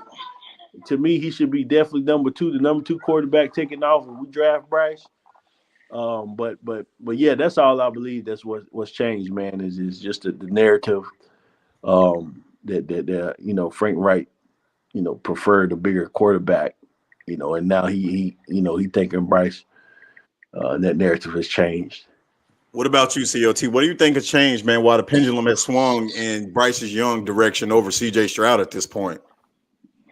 I think the consensus has changed because the narrative about the size is starting to diminish. At first, everybody was big on the size factor. I think they've reverted to tape, saying what he have done. Also, he probably won them over in those pre-draft interviews. The character, the mindset, the intelligence. I think those were the things that won him over. Like I said before, like we've been saying this whole time, is 1A and 1B. Once you get past the size difference, it's kind of clear who you should pick. Gotcha. So again, man, I honestly think, man, it's a little bit what Big Bro was saying about the narrative and why I feel like that's made a change on it. One of the things, man, that I'm looking at too is, I think it's as the staff has gotten to know these guys a lot more personally, right? So, there's been a lot in depth. We talk about what we see on the field. We know what they can do on the field. Again, they're 1A, 1B. The order just depends on the person you asking. But I think it's the relationships, man, and meeting these people more, talking to their former coaches, talking to their high school coaches, the scouting department, what they've been able to do. Obviously, we heard the reports out there that CJ Stroud is a little bit kind of hard-headed when it comes to some things like, what being told. Again, this is not me shitting on him at all, because again, I don't, people will take that and run with it. That's not what I'm saying. I think that as they gotten closer to know these guys, they more of the, it was reported out there that the Panthers on Bryce Young's visit to Carolina, the Panthers spent significant time with Bryce Young's parents. They had dinner with his parents, talking to him about what kind of kid he was, what kind of, how he was raised. Bryce Young is the only child. So that's one thing that that a lot of people should talk about when we're talking about his character. His parents have been a big impact in his life, and what kind of player that he is. So I think it's more so about them getting to know more about the person and on and off the field and about their habits and certain things. I think that those things have probably went a long way with when you're talking about what fits the mold and what kind of Carolina wants. And I'm not saying that CJ Stroud is not, there when it comes to those type of things as well. But if you're asking me, man, what really has shifted the pendulum there, I think it's that. Because when you can look on when you look at the tape, guys, these guys are both unbelievable talents, man. Like, honestly, either one of these guys is going to be able to take the Carolina Panthers to a Super Bowl. I have no doubt in my mind that CJ Stroud can do it. I have no doubt in my mind that Bryce Young can do it. But I think, man, that like what is giving Bryce Young is that there's more convincing that the size thing is not an issue, right? Like people are starting to see that this guy has literally played at this height his whole fucking life. He's played this way his whole life, and he's been able to adjust. At first glance in the draft process, everybody is always looking at, oh, we want the biggest, we want the fastest, we want the strongest. It's not about that in the NFL no more. Once upon a time, it was about that. But it's not that way in the NFL anymore, man. The NFL, it really comes down to who's a playmaker. To be a quarterback in the NFL, think about it. Both of the quarterbacks that were in the Super Bowl, they can do what? They can pass and they can run. Jalen Hurts, he can run and he can pass. Patrick Mahomes, he can run and he can pass. They're playmakers. You got to have a playmaker at the quarterback position that can do both. To be able to do both. Both of these guys can do both, but one can do it a little bit better. I think Bryce Young is more of a dangerous threat outside of the pocket than CJ Stroud is. I do think that. I think that CJ Stroud has a stronger arm, but I think Bryce Young is more of a playmaker than CJ Stroud is at this point in their games. But again, you can't go wrong with neither one. I'm okay with either one. So to the fans out there and to the people that have been watching, guys, no matter who name gets taken on Thursday, if your preference is CJ Stroud, if your preference is Bryce Young, it's going to be one of the two. The AR-15 bullshit, which I'm going to call it, the AR-15 shit is bullshit. He's not going number one at all unless the Panthers trade back, which I don't see them doing at this point. There's no way in hell that AR-15 is going with the number one. Nah, we those are still thinking we're going to trade back. We're not trading back, man. Yeah, we're not trading. I don't see that happening either. We're not going to trade. We're not drafting AR-15. We're not drafting Will Levis. This shit literally comes down to CJ Stroud and Bryce Young. That's it. That's been since day one, man, since we got up to the number one pick. So those just thinking that, it could be any other possibility. It's not. We're not trading our pick. Scott Fritter confirmed that again yesterday. He said we're clear. The pictures come clear and clear who we drafted at number one. And it's not Anthony Richardson. It's not Will Levis, guys. I can tell you that. Those two guys, they're going to get drafted, but not by Carolina. For those that's thinking that, you can get that out your head. I mean, because that's not going to happen. You can just watch the press conference and what been coming out of the Panthers organization, man. It's down to two guys. It's always been the two guys. Yes, they brought the other two guys in just to do their due diligence, which as any organization would have who hold the number one pick, when they gonna bring guys in just to vet them. But yeah, it's coming down to these two. Like I stated earlier, all signs and what we're hearing is most likely it's going to be Bryce. They got Bryce, man, on the interview circuit this week, man. As you can see, he's doing several podcasts. He was on ESPN, so that also gives you a sign, man, what's most likely going to happen. When they promoting a guy like that. So hey, listen, get on board if you don't like Bryce. I mean, everybody has an opinion, and that's fine. And you don't have to like a certain player. I mean, I didn't like Matt Rule as our coach, right? But I still supported the team. I still, tuned in. I still, prayed that we won games. But I didn't like Matt Rule and Wavez to tell you when we made the deal for Baker Mayfield last year, I couldn't stand that deal. I couldn't stand bringing Baker Mayfield, man. I argued him up and down about why the hell did we bring Baker in? I don't like Baker. I didn't think he was going to, do nothing for us. But I say that, man, is just, those listen. So we could wait. If we draft Bryce, man, get on board. That's our quarterback for the next, 10, 15 years. He's a franchise guy, in my opinion, barring, any major setback with injury. Again, it's the NFL. We know about injury. It can happen to anyone, and again, but I don't think I don't go in. I never went into a season about any player thinking they was going to get injured, man. And again, playing the game, that's facts, man. even playing the game of football, it's I a never risk. thought, I never thought that I was going to get injured or there was never in my mind. Did I get injured? Yes, I had major, knee injuries. But again, even after I got injured, I was hesitant a little bit. But once I got out there and got fully recovered, I didn't think about it, man. I just played.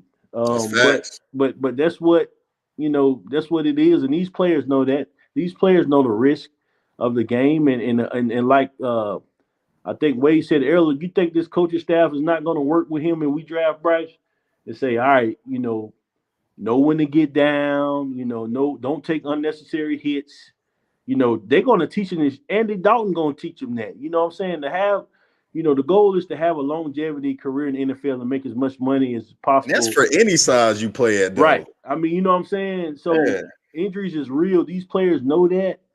So again, it's about how you protect your body on the field and off the field as well. So, I mean, that injury bug or that injury talk that y'all talking about don't mean nothing, man. You know what I'm saying? It's just talk. Why would you want your guy if your team drafted him? You talking about him getting hurt? Unless he not been hurt. That's before. crazy, man.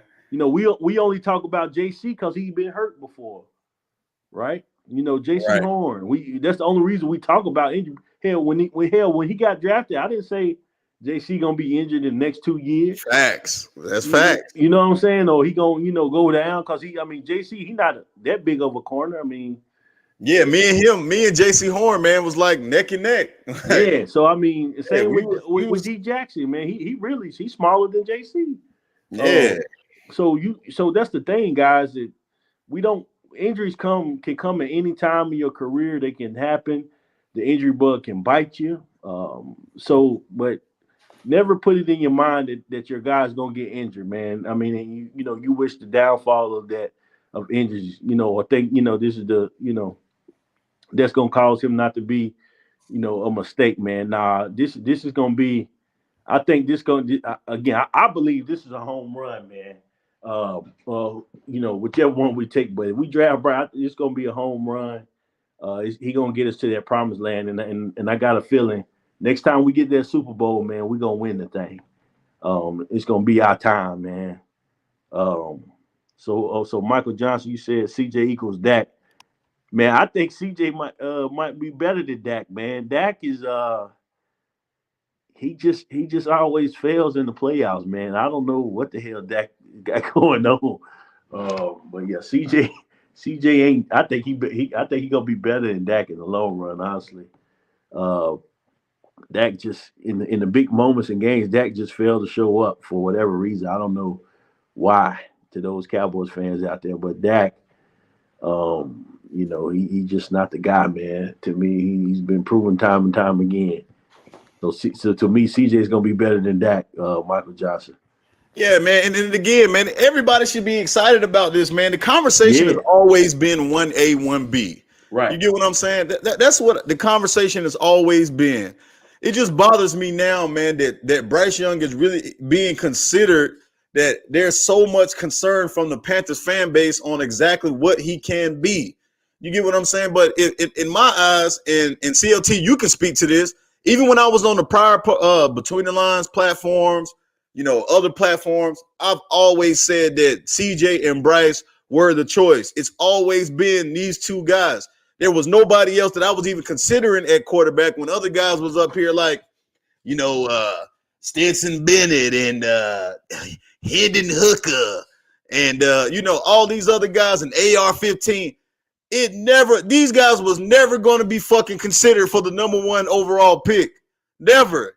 If you watch football and you watch college football, and listen, I encourage people, guys, if you don't watch college football, you need to start watching college football, man, because you can get a full analysis of what the future is going to be of the NFL. Watch college football, even if you don't have a team, even if you ain't got a team that you support, guys. Watch college football because, again, you can see the stuff that happens in games, man, and you can give yourself a real positive analysis of what these guys are going to be at the next level, man. Like you really can get that. You can get that by watching college football. So these spring games, I know everybody's going to be tuning in this Saturday to Colorado spring game. You get what I'm saying? Like, tune in, guys, because I'm telling you, man, you're looking at potential players that's going to be the future of your team. This is why I watch. Like I said, I can't stand Alabama. Big bruh is a diehard Alabama fan. So think about our household. He's an Alabama fan. I'm an LSU fan. So you can imagine how much we clash. But, bro, there is no denying that Bryce Young is the fucking truth. He carved up. I told you. In that game that we played against them this past year, go and look at the tape, man. Go to YouTube and look at Alabama versus LSU 2022. Man, bro, we was a big on them, man. And they came all the way fucking back, and it was because of Bryce Young. Bryce Young didn't allow the game to get too big for him. No. He didn't fold. He didn't get nervous. He made one of the best fucking plays that I've ever seen, ever. Yeah. Like, literally, like, ever in that fucking game. When bruh, BJ Ojulari, a first person that's projected to go in the first round, had Bryce Young like manhandled, bruh. He had him down. And Bryce broke out of that shit, man, and escaped and kept his eyes down the field. Like, kept his eyes down the field, man, and he found the wide receiver in the end zone. The play was supposed to be over. And that's shit that you can't teach. You can't teach those kind of plays. Even as a coach coaching youth football, it's certain shit that you just can't teach, man. These guys either have it or they don't.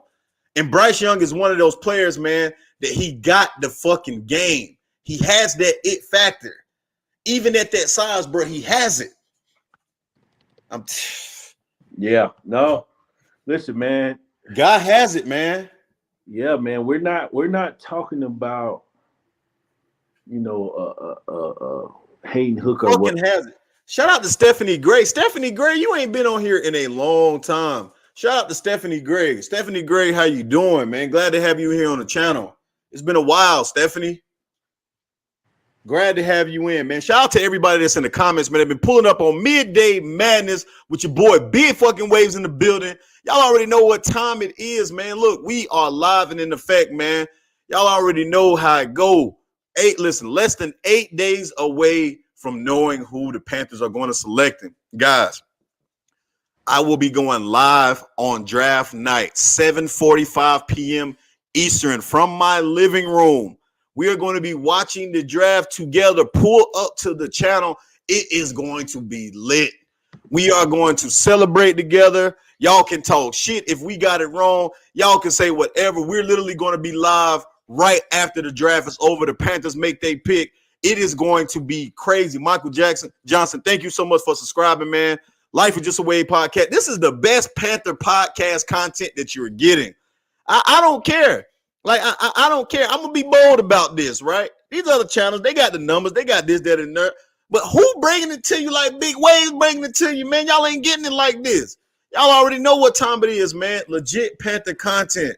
Hey, it's about to get real in Carolina, bro. And I'm going to tell you, whoever quarterback that we draft, as soon as them jerseys go on sale, I am buying me a jersey. As soon as they go on sale. And I'm trying to figure out which one that I want. Do I want the white, black, or the blue? Which one you go get, big bro? Shoot, man. I like them black cat. I call them the black cats, man. The black wave, man, that we wore last year. That's why I think I like that jersey, man. I'm gonna get me one of them, and I'm gonna go with my. I'm probably gonna grab two of them. I'm gonna get me an icy white too. The whites look good. I love the white ones. Yeah, the white ones they look good, man. So I'm gonna grab two of them, man. I gotta have me two of them to switch up, man. Um, so that's I'm telling you, I'm getting me a jersey when they go on sale, and I'm rocking it all season, doing the all season. I'm telling you, man, it's gonna be in the city.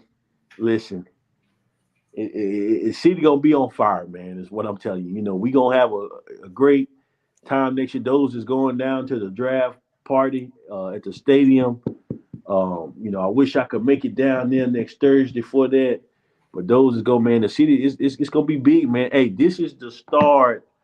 Next Thursday, ladies and gentlemen, is the start of something great here with the Carolina Panthers in this city. Yo, hold on, man. So these are some excerpts from Miles Sanders' interview, right, that he got going on right now. Miles Sanders says the Panthers' offense is more similar to Nick Sirianni's offense than Doug Peterson's offense. He said they want to establish the line of scrimmage, run more than Sirianni's offense, though. Wow. He also came out and said that the Panthers are not rebuilding anything. The mindset in this building is that we're wanting to win this year. Wow. He went on to say he absolutely will get back to his skills as a receiver out of the backfield. The coaching staff really wants the plans to do that a lot with him, and said Deuce Staley is one of his biggest reasons why he signed to Carolina. And Mike K came out. He just tweeted, sound like Rich's Panthers offense is going to be well RPO focused. So it makes more sense for Bryce Young to be the quarterback if that's going to be an RPO focus. Yeah. CLT, what's your thoughts about that, man? Miles Sanders, did he just give away something? A little bit of hints on exactly what we can expect for the Carolina Panthers? It's expected. We don't want to be considered rebuilding, man. We want to be in win now mode. All the moves that we made, all the signings that we made, all the money that we put into the team. We in a mode now that we want to win games. We may not win the Super Bowl right now, right away, but we expect to be winning. Facts. That's what I'm saying, man. So what do you think about this whole thing about us potentially running an RPO type offense, man? And what kind of decision that's going to make at quarterback? Miles Sanders said this offense is very similar to Nick Sirianni's out in Philly. I don't think that would now we're talking about size. I don't think that would be smart for Bryce's size, because that's the same thing that Lamar is running, RPO, and Lamar is bigger than him and getting hurt. And he's running the ball, like I said, 15, 20 clips a game. I don't think that would be smart. I wouldn't run it. Now, the RPO can be you can pass a lot in the RPO as well. That's what I was gonna say. I think we're not gonna use Bryce. If we draft Bryce, we're not gonna use him how Lamar is used in the RPO. See, Lamar is part of his game is running, man. That's been his game when he was at Louisville, and coming into the NFL. So meaning that's why he's heavy run, in RPO. But Bryce, he's not a running quarterback per se, man. I mean, he'll take off if need be, but he's more so in the pocket, outside the pocket. So meaning if we do choose, if we incorporate some RPO, he's just gonna be rolling out.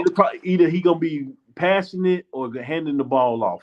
Facts. I think it's not gonna be, he may run a couple times, but it's not gonna be a heavy dose of him running, like Lamar Jackson. I don't see that at all. Yeah, I don't see that. Again, he's not a scrambling quarterback. Nah. Like let's be honest about that. He's just a quarterback that has the ability. If I were to compare Bryce Young to a quarterback in the NFL for our style of play, not saying he's this good, so before everybody hype it up, it will be Joe Burrow, right? Because Joe Burrow has escapability, but he's a pocket passer. That to me is kind of where Bryce Young is. He has significant escapability, but he's a pocket passer. That's kind of how I look at what we're doing. Yeah, I think this is going to be more of like a read option, like quick pass.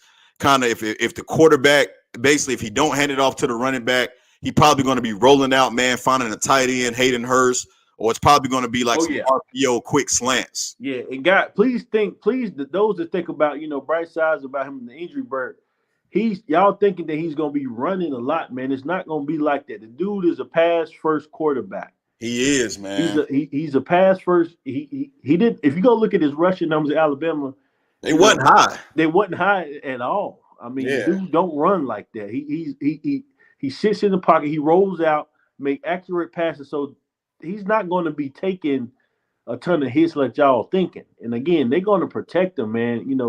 The offensive coordinator Thomas Brown, they're going to make sure this guy is good because they know, man, when he's on the field, what he can do. Everybody knows that, man. I'm telling you, this dude, man, is legit. So yeah, don't think just because you say RPO, all RPO means run pass option. And you can run it either with the quarterback or you can run it with a handout with the running back. If those that run it, but yeah, you can also pass out of it. So don't think that by us incorporating that, it's gonna be like what we seen with Cam. Cam was a running quarterback coming out of college. That's why he ran a lot and took a lot of hits because his legs running quarterback part of quarterback his game. So, but Bryce, this is not a part of his game. And yeah, man. Just to give you context on it, last season he only rushed for 185 yards. You see what I'm saying? Like he only rushed for 185 yards his entire season. Last season with Alabama. That's not a lot. That's not a lot, man. Yeah, he's not a rushing quarterback at all, man. So everybody get that out of your head. The man only rushed for 185 yards last season. Yes, Zaire, I feel what you're saying, Zaire. I respect you, bro. But AR-15 is not getting drafted #1 overall, man. No, man. He ain't. Yeah, we got to stop that, man. Like, we got to stop that. I respect it's not happening. I respect everybody, hoping and your opinion about. But I'm telling y'all, if those that think AR-15 is getting drafted at #1, that would literally be the worst mistake the Panthers ever made. Ever. The Panthers not even going to do that, man. Like we're not, we're not going to draft that guy when you have Bryce Young and CJ Stroud on the board, man. Drip, he was running some RPO in college. There's multiple ways that you can run an RPO without your quarterback scrambling. Like you can run an RPO and be a passing team. Yeah, I just explained that. You can RPO got so many, man, different decisions out of it. Like all it is, man. That's why it's called a read play option. Read pass option is what it is. Read pass option. Like that's what it's called for, where you can basically you have the decision to choose what you're going to do on it, depending on what look the defense gives you. Exactly. That's all it is. So meaning if Bryce gets to Young, it's a read pass option combo. He might hand the ball off to Miles or whoever in the backfield. What depends on what he see, or he may do a play action off the RPO and hit Hayden Hurst over the top. Like it's so many options with that, man. That in different situations and honestly, doing the game that's going to be called, man. And honestly, every offense runs a little bit of RPO to an extent. It don't matter if you got a running quarterback or not, man. It's really just a part of playbooks nowadays. So, I expect that to be a part of it, man. Hell, we was running the RPO with fucking Baker Mayfield. Like, you get what I'm saying? And Sam Darnold. Yeah. So, yeah, man. It's not – yeah, come on. Don't read too much into that, man. Yeah, again, guys, please, guys, I respect everybody's opinions but guys, we are not taking AR-15 with the top pick. That's not going to happen. Listen, if we were to draft AR-15 #1 overall, that would literally be the worst decision in Carolina Panthers history. Like literally, I'm gonna go ahead and say it because again, he is not better than CJ Stroud and he's not better than Bryce Young. And you don't have to look far to tell that. You don't have to look far to tell that.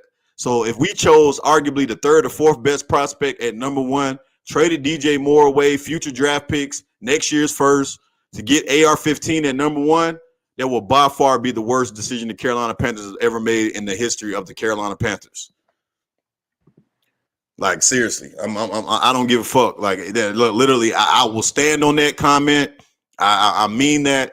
He is nowhere near worthy. The kid has a ton of upside, and he has a very, very high ceiling.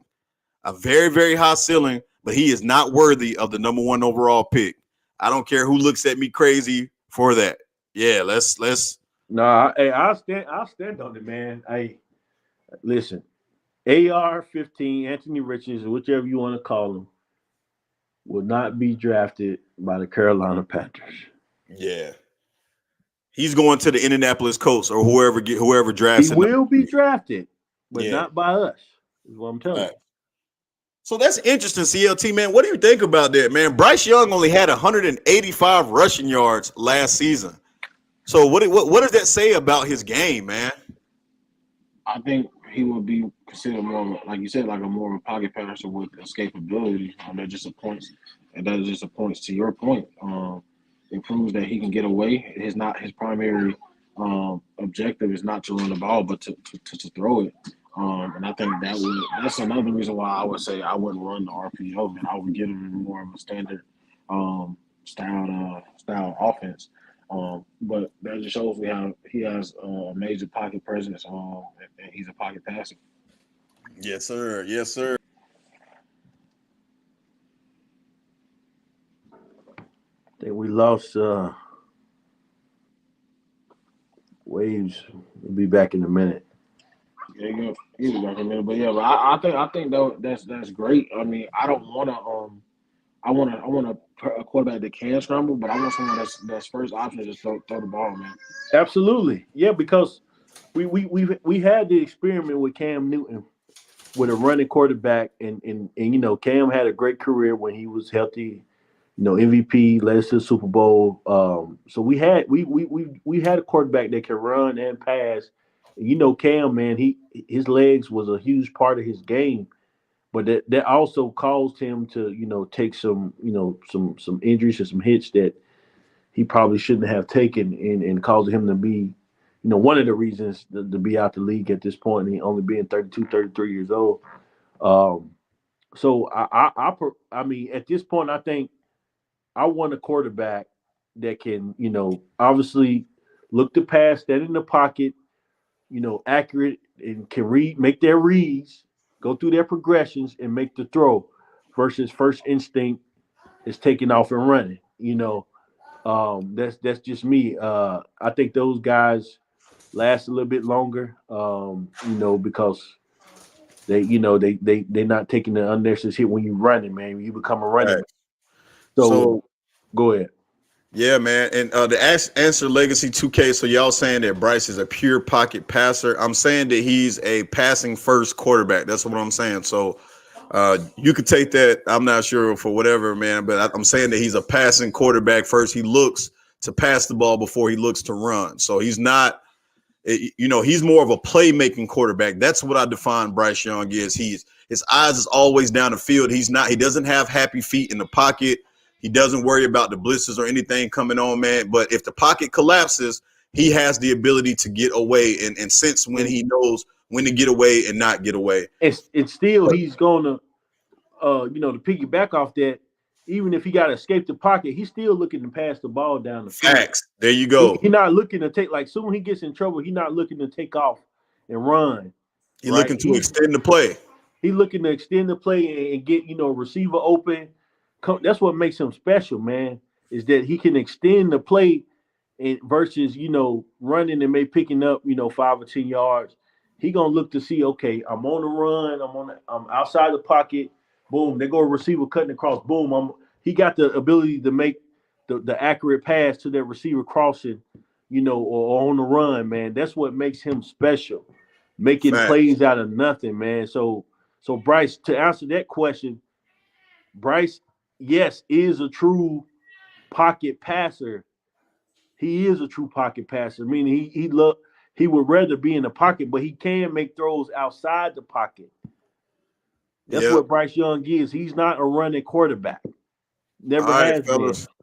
We are at the end of the show, man. Appreciate all of y'all for pulling up to the channel today. Hey, shout out to everybody, man. Shout out to Big Bro. Shout out to CLT, man. We had another hell of a conversation today here on the channel. Guys, if you haven't done so already, subscribe to the channel. Hit the like button on this video. This has been another Midday Madness in the Mix with your boy Big Wavez. CLT, go ahead and get your final words. Then you, Big Bro. Yeah, another great day of Midday Madness, man. Thanks to all the fans tuning in, man. Thank you, Big Wavez, for having me. Thank Big Bro for all his points and perspectives, man. 8 days away from the draft, man. We about to make a big splash, man. Y'all tune in to my God Live show. We're gonna come and give y'all a great show, man. Live reaction, man. We're gonna appreciate y'all. Keep pounding. Yes, sir. Big bro, last words. Absolutely, CLT. It's definitely been a pleasure as always being up here with you guys. And hey, like I always end it, 8 days away. Bryce Young, DJ Stroud, Panthers. Those are two names you should be concerned with. And either way it goes, get on board now if you're not on board with us. Because I'm telling you, you're going to want to ride that wave once it comes. Yes, And sir. you're going to run a ride that wave. I'm talking about that wave to greatness and to the Super Bowl. I'm telling you, once you be like, man, those guys was right, looking back on it, man. So, hey, I'm excited. As always, I'm looking at, the reaction next Thursday, man, because I'm going to be pumped up. I'm going to be at home, but I'm going to be pumped up just like I was at the stadium, man, because I know it's the start of something great. I know it's the start of something great for this Panthers team, this organization, us fans. We've been waiting on it for years. We were let down in 2015 in the Super Bowl. That Super Bowl should have been ours, and we can talk about what transpired, why we didn't get that. But man, look, it's time for us to get back, for Panthers fan to get this excitement around this team and be happy, man. So, hey, let's go. Great show today, fellas, and we'll catch y'all next time. All right, guys. See y'all on the flip, man. Everybody be blessed. Be safe out there. Remember, we are going live tomorrow night, 8:45 p.m. with a special guest up on the channel. Make sure y'all tune into that as well, man. We will be live. Life is Just a Wave podcast, baby. Until next time, everybody be blessed. Be safe. We out.